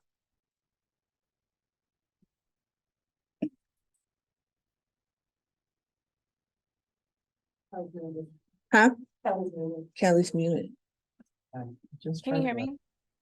Okay, go ahead. You have 30 seconds. I'm reading a statement by Molly Hartenstein of the 4th Ward, who couldn't be here today. She says, I'm full-heartedly in support of the Evanston Equity and Empowerment Commission resolution. As a proud Jewish woman, it is important for me to defend the sanctity of life in every instance. A fundamental belief in Judaism is that every life is a world unto itself, which means the indiscriminate bombing, collective punishment, and use of chemical weapons against Palestinians must cease, and that I must fight for this cause in every possible instance. The ceasefire resolution reflects a commitment to the value of all human life, to fight oppression in every instance, and to share resources with those who have left. Arguments that the resolution is outside of the scope.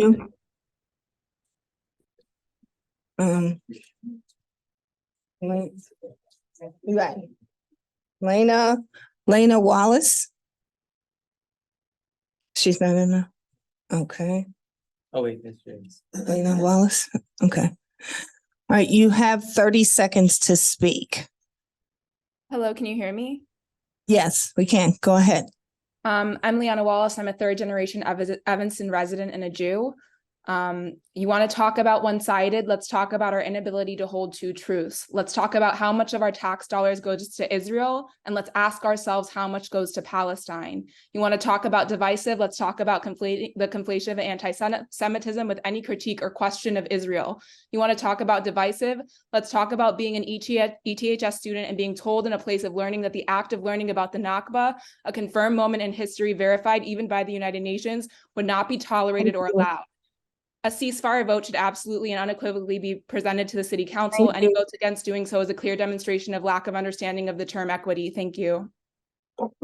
Thank you. The next person in the Zoom is Richard Knutz. No? Nope.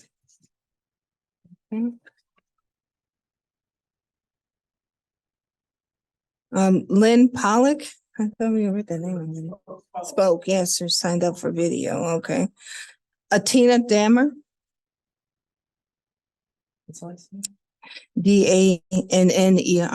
Danner. Dana, maybe. And then DeKel Fonda.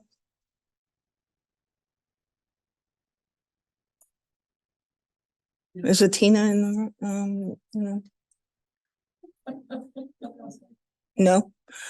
Okay, then it's DeKel. She's muted.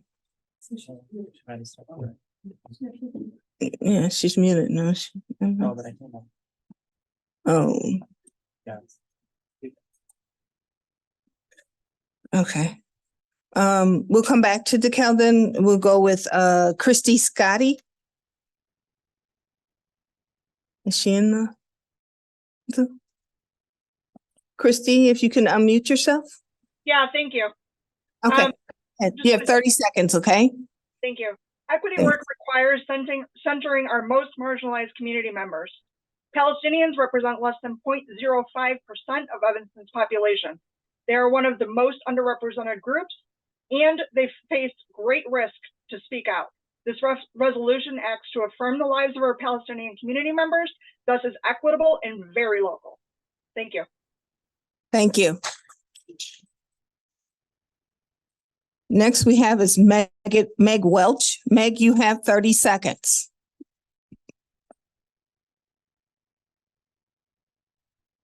She's still muted.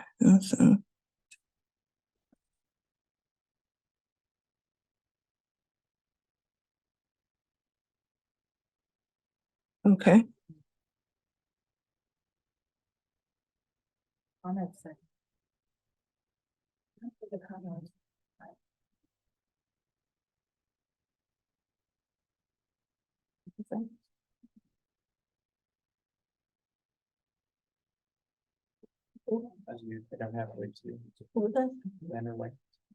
Oh, Dana. Okay. Okay, that's a Tina, I think. Yeah. Tina, you can go ahead and speak. You have 30 Thank you very much. Thank you all for writing this resolution. This is Atina Danner from the 2nd Ward. I want to let everyone know I brought my Black children to Evanston, and I have not always trusted that they would be safe here, but this is my home. And so I thank you for drafting this statement. You are on point, and this kind of public statement brings equity to an ongoing imbalance rooted in racism. this reminds me that Evanston can actually be a good place to make a home and nurture my family. Palestinians and Black Americans have struggles that are parallel and that overlap. And I know that how you treat them is how you treat me. Thank you. Thank you. Is Meg able to unmute, or DeKel? I'm present. Okay, give me just a second. You have 30 seconds, Meg. Go ahead. So I'm quoting a International Red Cross French physician who's working in Gaza. And he states he's worked in hospitals all over the world, but I have never operated on so many injured children as now in the Gaza Strip. We don't have enough painkillers for everyone. We operate with minimal levels of anesthesia. We are forced to choose who we save and who we let go. How many kids are being hospitalized? Just to give you an idea, we have a special unit for burn victims. Thank you. 40% of patients are under 15. 13% are under 10 years old. What kind of injuries they have? All have survived bombings, air raids, and the collapse of buildings. How can you even be against a ceasefire?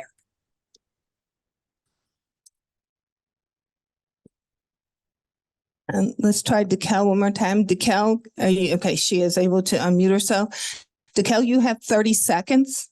Great. Let me just say that I know from 2005 and 2008, when the International Coalition for Peace and Justice brought forth a resolution against the wars in Iraq, that we succeeded. But and I believe that this resolution, if there are several organizations that can come together from our community to help craft a resolution that is more equitable, that we can go forward. And I'd like to see that happen. We need the opportunity to do that. We need a ceasefire. Thank you. Okay, let's see. Yeah. Sarah Friedman already? Okay. All right. Trisha Conley, is Trisha Conley in the? Or Trish. No, Trisha? What's I'm saying?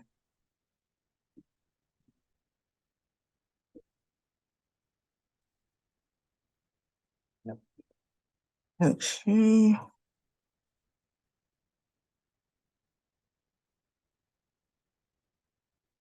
Mujib Khan.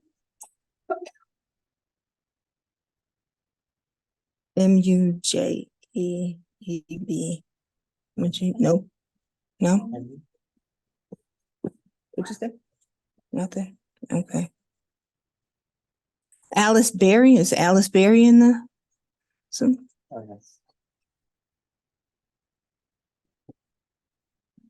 Okay, Alice, you have 30 Can you hear me? seconds.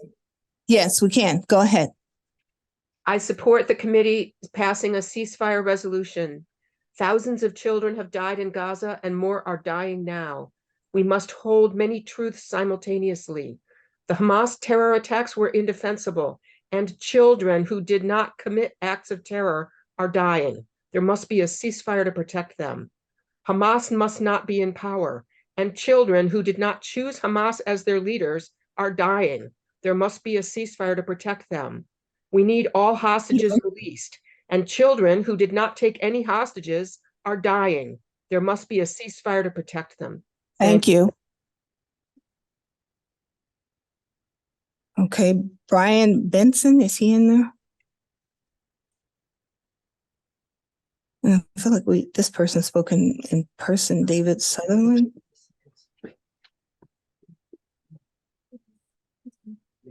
Okay, who is it? Who's there? Thank David. you.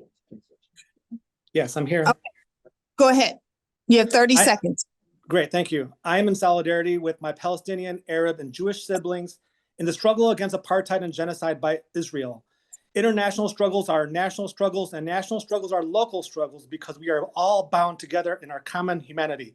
I commend the EEC for bravely leading the way in the face of this disappointing criticism and inaction by Mayor Biss. Free Palestine. Thank you. Thank you. You said there was no Brian Benson in there. Okay. Elizabeth Smith, is there Elizabeth Smith in there? Okay, Elizabeth, you have 30 seconds. Thank you. I'm Elizabeth Smith, Second Ward. As a cultural anthropologist of the Middle East, the granddaughter of a Jew from rural Indiana who landed on Normandy in World War II, as the mother of 2 Arab, Muslim, Black children who attend Evanston schools, I urge the Commission to bring this resolution before the City Council. The 2020 U.S. Census measured the population of Evanston at about 78,000 people. 19% of them, or 15,000, are children. As mentioned, those killed in Gaza since October 7th include 5,500 children. And based on the Israeli newspaper Haaretz, the number of Israelis under the age of 18 killed is 50, at least 50. Imagine this is equal to 37% of Evanston's. Thank you. Anthony Adler? Is there an Anthony Adler in there? What did I say, Dubois? I've been drinking wine. I don't even remember. What the fuck did I say? I just got a note from Allie Hardin, social worker, that says. Okay. I know we're in it. Richard Knutz, and Megan Shea, Kuntz. No, Megan Shea, SHEA. Is it MEGHAN? MEGHAN. Megan Shea, it's your turn. Hi, can you hear me okay? Yes, I can. You have 30 seconds, okay?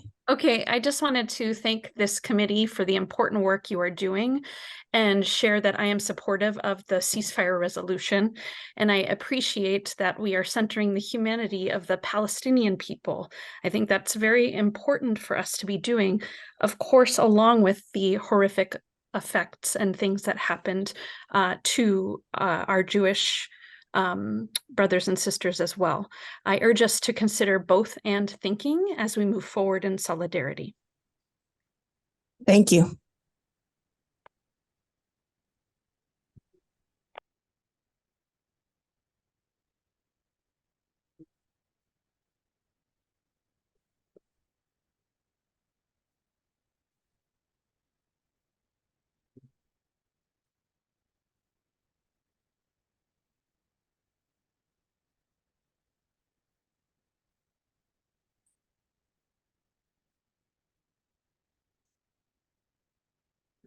Sarah Von Loon, is she in there? Or Steph Maz? Sarah, you have 30 seconds. Good evening, members of the Commission. I'm Sarah Van Loon, representing the American Jewish Committee, which has many advocates who are residents here in Evanston. This resolution removes the culpability of Hamas's crimes against their own people, advances a false narrative, and places the blame and responsibility solely on Israel. Hamas has violated the pause in fighting, said that they would repeat the October 7th terror attack again and again, and have already violated multiple ceasefires that they have signed with Israel. They are not an organization that can be trusted, and I urge you to vote no on this resolution. There are other methods for peace. Oh. Second is SEPH, Moses, MOZES. Is that person in there? Yes. Hello. Hello. Hi. You have 30 seconds. Thank you. Go ahead.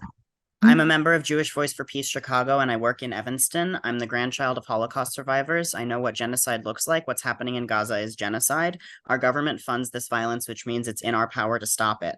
For those talking about eliminating Hamas, as Americans 20 years into the war on terror, we should understand that when you relentlessly bomb a population, you foment militancy, you don't eliminate it. If Evanston is really a progressive community, then we must use our voice to call for peace. Thank you. Thank you.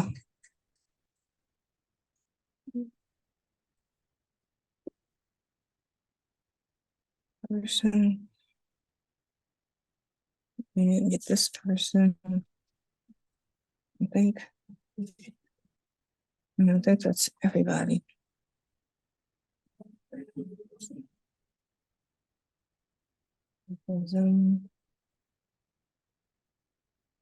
Anthony Adler wasn't in there, right? Anthony. ADLER. Yeah.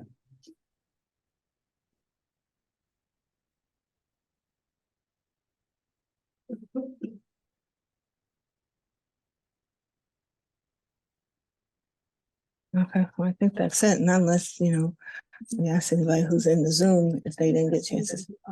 Yeah, who hasn't spoken, right? Is there anybody in the Zoom who hasn't had a chance to speak who would like to speak? You have 30 seconds. If you could raise your hand. Oh, Steph. Is there anybody? Well, that one. Is on Jessica Reed. Jessica Reed? Okay. Yeah. Jessica, you can go ahead and speak. You have 30 seconds. Hi, I'm Jessica Reed. I support the resolution for a ceasefire. I think the best analogy you made today is that nobody would bomb a school to stop a school shooter. Bombing for peace makes no sense at all. Thank you. Thank you. Is there anyone else in the Zoom who would like to speak? Okay. Who? Okay. Where is that? Tamara Kirsch, would you like to speak? You have 30 seconds. Yes, can you hear me? Yes, we can. Go ahead. Hi there. A lot has already been said, but there's just one thing that I want to speak to, and that's the phrase "from the river to the sea." I want you to understand that when people say that, that is all of Israel. That is 9 million Jews. That is about 50% of the Jewish population in the entire world. So that is a call to genocide of the Jews. When you say "Free Palestine from the river to the sea," you are calling for death to the Jews. And so I just wanted to educate you on that. Thank you. Who else? Lee Schwartz. Okay, Lee Schwartz, you can speak. You have 30 seconds. I don't know if you can hear me, but if you can, I want to make the point that I think this being an equity commission, equitable is to bring people together, not to tear them apart. If I were looking to move to Evanston tonight and considering doing so, I would not. Thank you. Thank you. Anybody else? Who? Hello, can you hear me? Yes, we can. Give me just a second. Okay, you have 30 seconds, okay? Sure. I oppose this resolution, and I'd like to know what the commission would plan to do with the 16 other wars that are happening globally, and what the commission will do with subsequent wars and international issues. I feel like this is divisive. I feel like it's one-sided, and it is completely outside the purview of a very important commission that should be devoted to equity in Evanston. Thanks, thank you.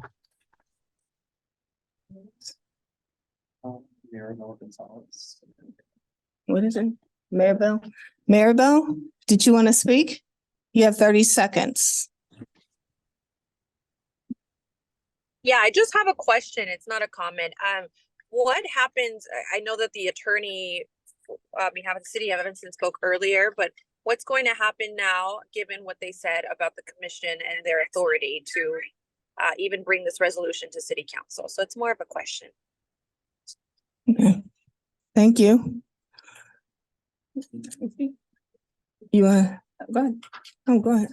So, I mean, obviously, we got a letter right before this from the lawyers stating that we don't have the power to vote on this. Either way, we weren't going to vote tonight. We will have to meet with them to figure out, is that everybody, first of all? Like, who needs to speak? No, we have one more. All right, let's let the one person and then I'll. Okay. And who's the next person?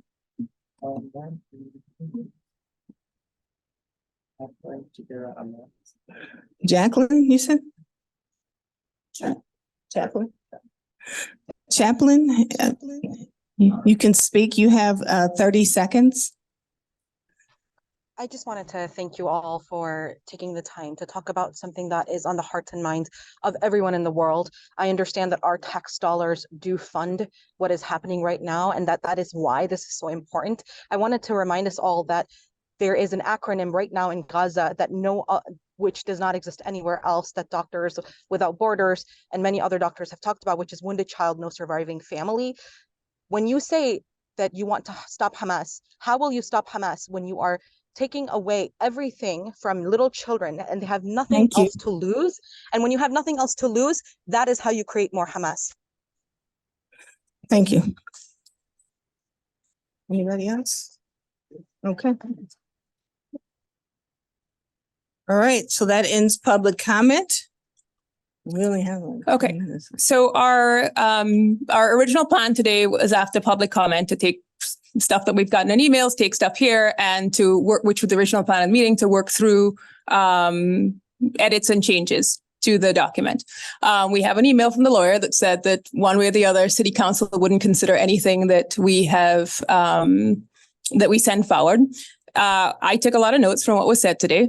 I read all the emails that came through, and we're going to meet as a commission and figure out. I also want to remind folks what was said by, I can't remember who, but somebody who said that they were on the they were part of a group that worked on both the Iraq 2005 resolution and the Iran 2008 resolution. That did not come from a commission. It came from community members working together. And so for the people here who are no ceasefire, no way, no how, but for people in the community who are like, well, you know what, that language wasn't it. There is some way to do something that's fairer, more balanced. Remember that you don't have to be a commission to work on something, to work on a resolution to put to City Council. But so far, we'll have to talk to the lawyers and City Council and figure out what that means for us as a commission. Yes. Yeah, thank everybody for coming out. Well, we would just like to thank everyone so much for joining us tonight and sharing your voices. I think we definitely want to move forward with a resolution that reflects we want to move forward after having engaged in inclusive partnerships. And I would also just ask you to be respectful because you had an opportunity to speak. And it looks like we have two commissioners who would like to speak. Commissioner Grover?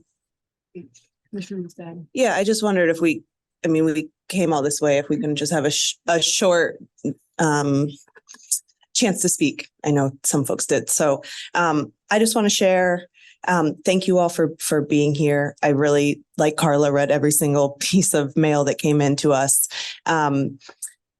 I want to first say that I am heartbroken by this conflict. Some folks know I have a newborn child. I just had a baby, and there's not a day that goes by that I don't hold my child or feed my child and think about mothers and babies on the other side of the planet who are fearing for their future. And so I just want to say, I think that is hopefully something that does unite us, and I'm heartbroken every day over this. That being said, I am very sympathetic to the idea that this is very much outside the scope of this commission. I feel very helpless in this situation, and that is not a feeling I'm comfortable with either. We're commissioners. We're here because we want to do things. We want to act. And so sitting with that is uncomfortable. But I am supportive of working with the Equity and Empowerment Commission on things that affect us within our borders, that affect mothers and babies who are also fearing for their future in Evanston. And just a couple notes on process. I also think that, and this is what I'm hearing, that when it comes to a process on a resolution like this, we need to practice what we preach. So many issues around equity and empowerment are issues around process and access and who gets to speak to power and make decisions and be in the room where decisions are made. And I think, nothing without us or about us without us. And we need to make sure that we're following that process here. And it sounds like that is what the chair is deciding to move forward with. But I want to note that if that's the process that we move forward, if we do more of these meetings and we hear more comments and we hear more from frontline communities, that we are going to be sacrificing something. We are going to be spending time on something that is not other things that, frankly, I'm really excited about that this commission has been working on. I would love to share those things with you all sometime. We're thinking about how do we evaluate every policy that comes through the city of Evanston through an equity lens? How do we start the budget process and start right now thinking about next year's budget through an equity lens? Those are, I think, really concrete and exciting things this commission can and should be working on. And I'm hoping to spend my efforts focused on those rather than this may take up to do it right would take up a lot of time and capacity of this commission. So I hadn't seen this language until it was public. This was brought up last meeting and silence did not mean a unanimous decision to move forward. And so, my opinion is that we should focus on what this commission was formed to do. And I could not support the resolution as written. Thank you.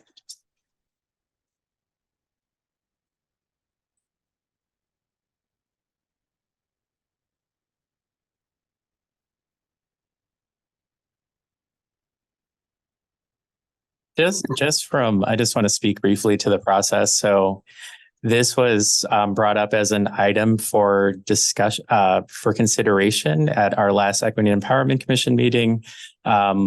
The decision was that two commissioners, in order to comply with OMA, would draft something that then could be heard by the additional commissioners at the upcoming meeting, which is this special meeting.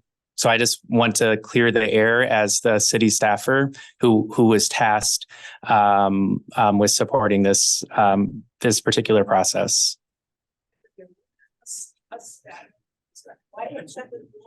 Thank you for being brave enough to draft something. Thank you. Minutes from the last meeting, and I didn't see anything. I'm probably in public meeting, but that for the last meeting.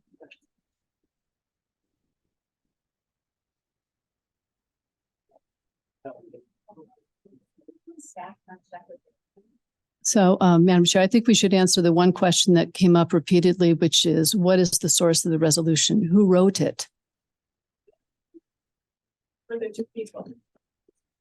That will be in the minutes next week. Folks want to do it. That question has been very prominent, and it has felt like a bit of a witch hunt. So commission members wrote it. Only this commission wrote it. It didn't come outside from this commission.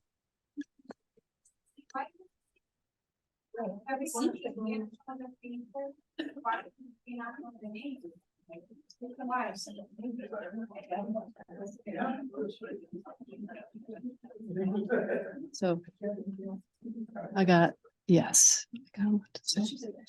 So we've heard from Molly, did you want to speak first? Yeah, please. I wanted to address that particular comment about why it's not a secret, but in this space right now, it doesn't feel safe for us. And it doesn't feel safe. And so we're not, you haven't made us feel safe. And I just want to say that. Yeah. It's just a committee meeting. I'm not. I'm a volunteer. Okay, I'm sorry, sir. I need everybody to be respectful. This is not an opportunity for anyone to speak with this commission. The commission is having a conversation now.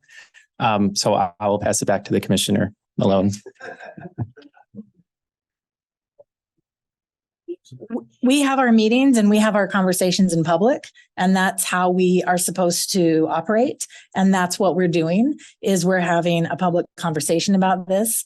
That draft was a draft. It was never meant to be final. We were supposed to have time at this meeting to discuss what we felt and what we wanted to change.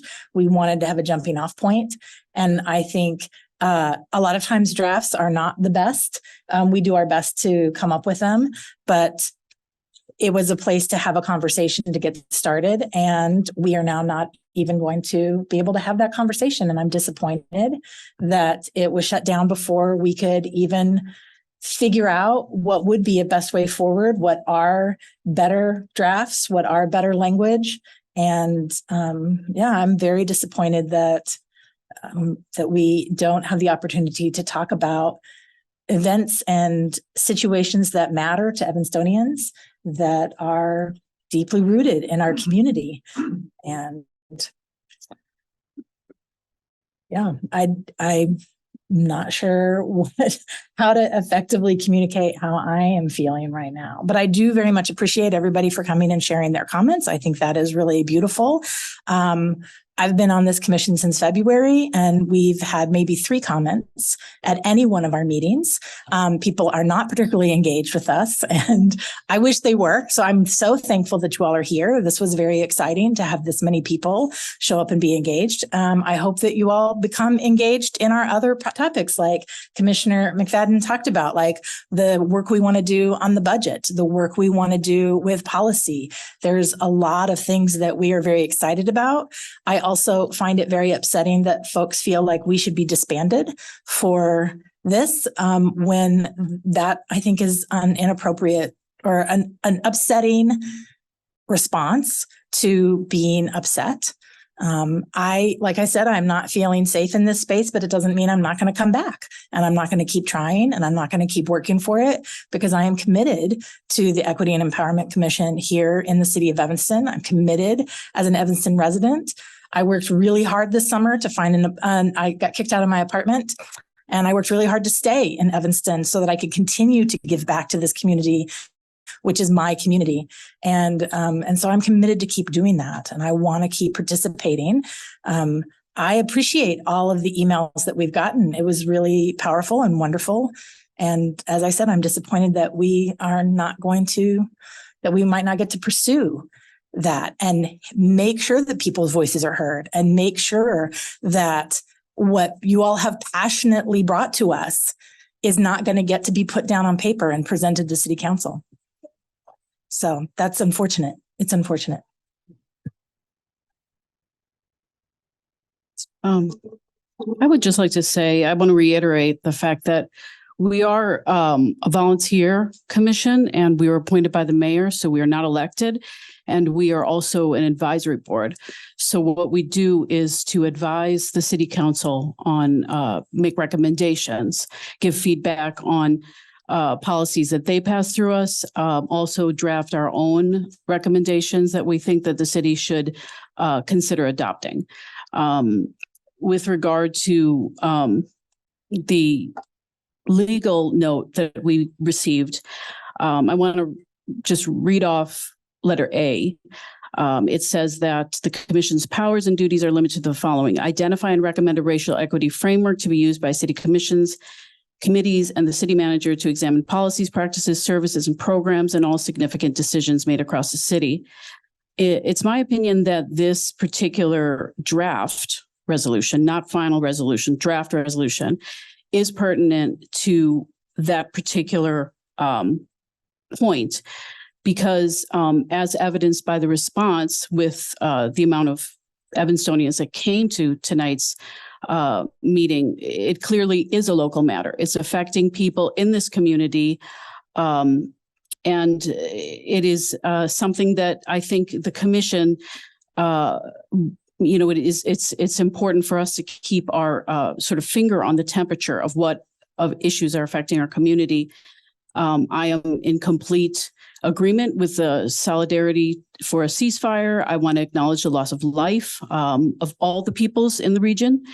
I also want to I want everybody to understand that the goal of any kind of resolution, were it to even, come to fruition, is to just join together in shared humanity, to agree on ending the loss of life, provide humanitarian aid to everybody who's affected by this conflict. And, as Molly said, I would hope that we have the opportunity to come together and provide a collective document, that we have the opportunity to even discuss an issue like this. And, in the hopes that the council may consider adopting it. Thank you.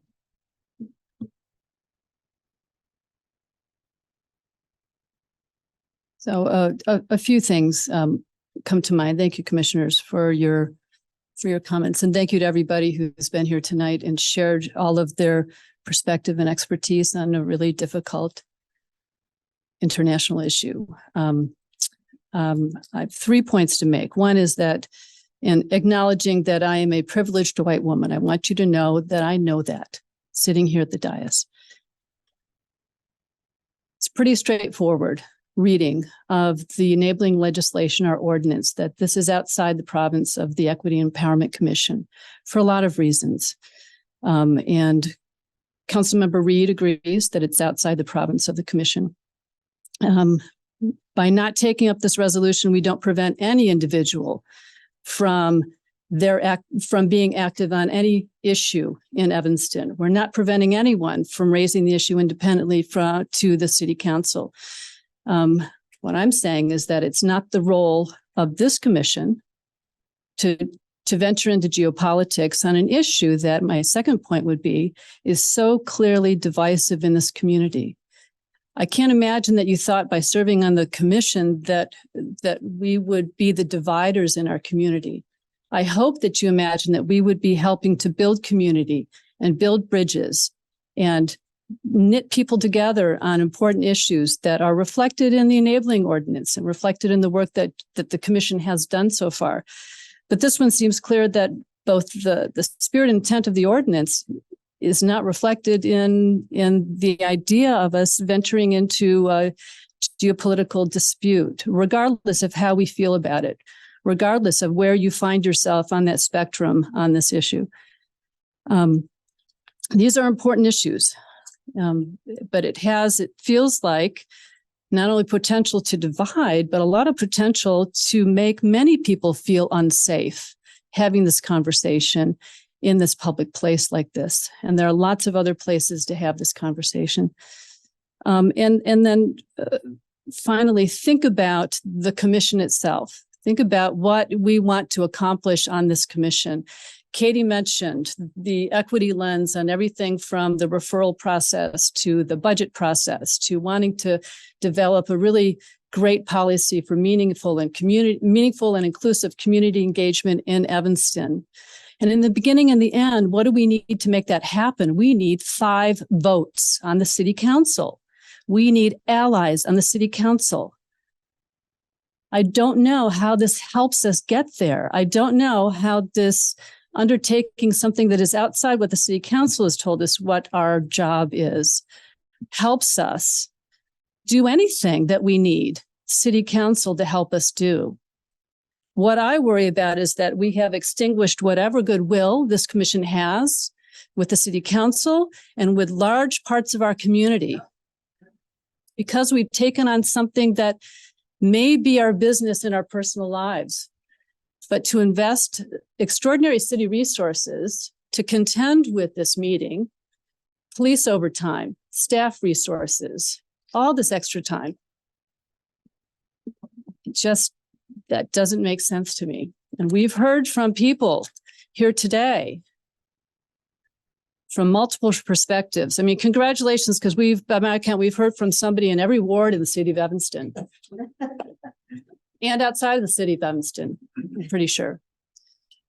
But they have expressed that this action is causing harm. It's causing damage. They fear, they're upset. We feel unsafe at a public meeting. We've done this. This is a self-inflicted wound. So think about the role that you want the commission to play. Is it building bridges? Is it building community? Or is it bringing people together to yell at each other across a conference room? And then think about the future of this commission and how the commission can get anything done that requires city council approval to make those inroads, to make those major steps forward on advancing equity in our community and in the city of Evanston. And I don't know how that happens. There are other ways to be heard on this issue. And this is not the right venue for it. Thank you, Madam Chair.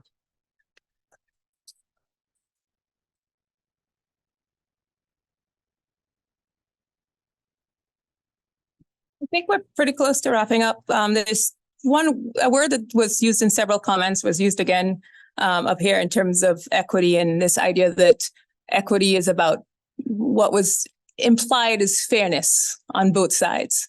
And equity is about looking at those who are most marginalized and making sure that that we are paying attention to their needs. And so I just want to kind of point that out there. I'm not going to define it any further, but it's been used recently to describe it as like this idea of fairness, a lot of one-sided, fair, not equal. And I just want to point out that that's not the definition of equity. The other term that was used was divisive. This is divisive because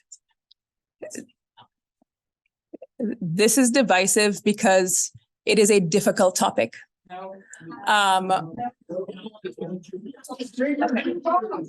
Excuse me. Okay. Excuse me. Everyone had a chance to speak. And right now, Commissioner Thomas is speaking. So we need everybody to hold the comments. So because it's a difficult topic, we've had people come out on both sides in all different ranges of this issue.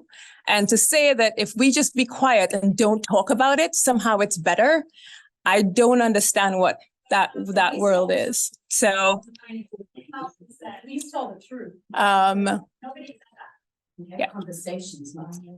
Excuse me, I'm just joining the meeting. This is Councilmember Reed. Sorry, I had a ward meeting tonight and so missed a big portion of this. I want to second Liam's request for just a quorum in the room.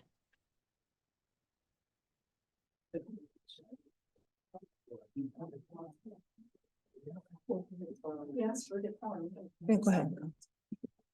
Okay, well, as for today, that's it. We just want to thank you. We definitely want to continue to build bridges and to have conversations across the difference.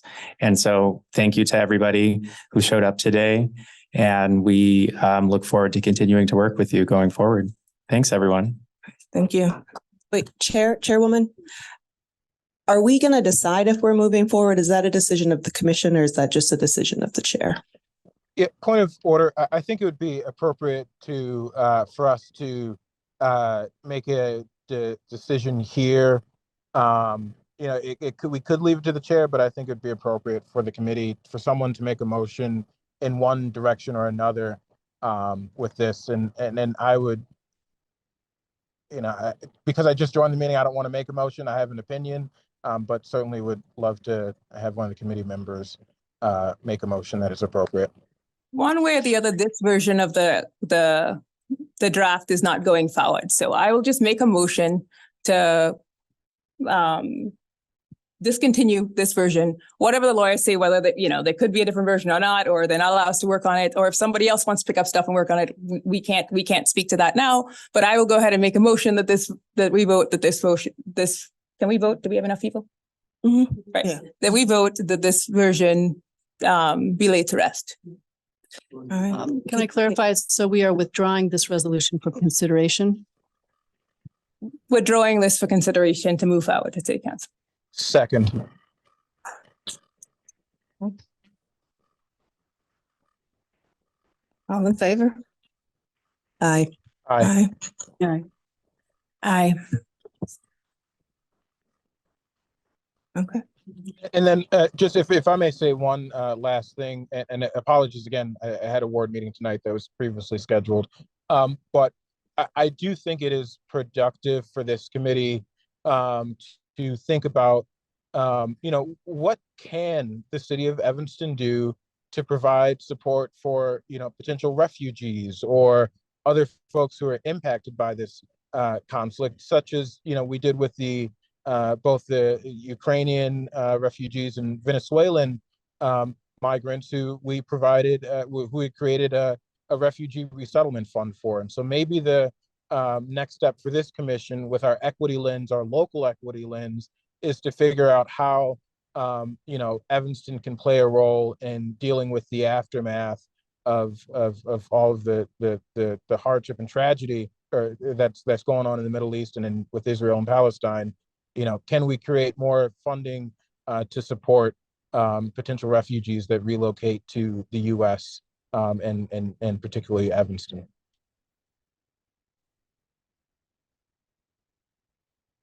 Okay. All right. Did we adjourned already? Thank you for your time. Yeah. Well, the meeting's adjourned. Everyone's in favor? No?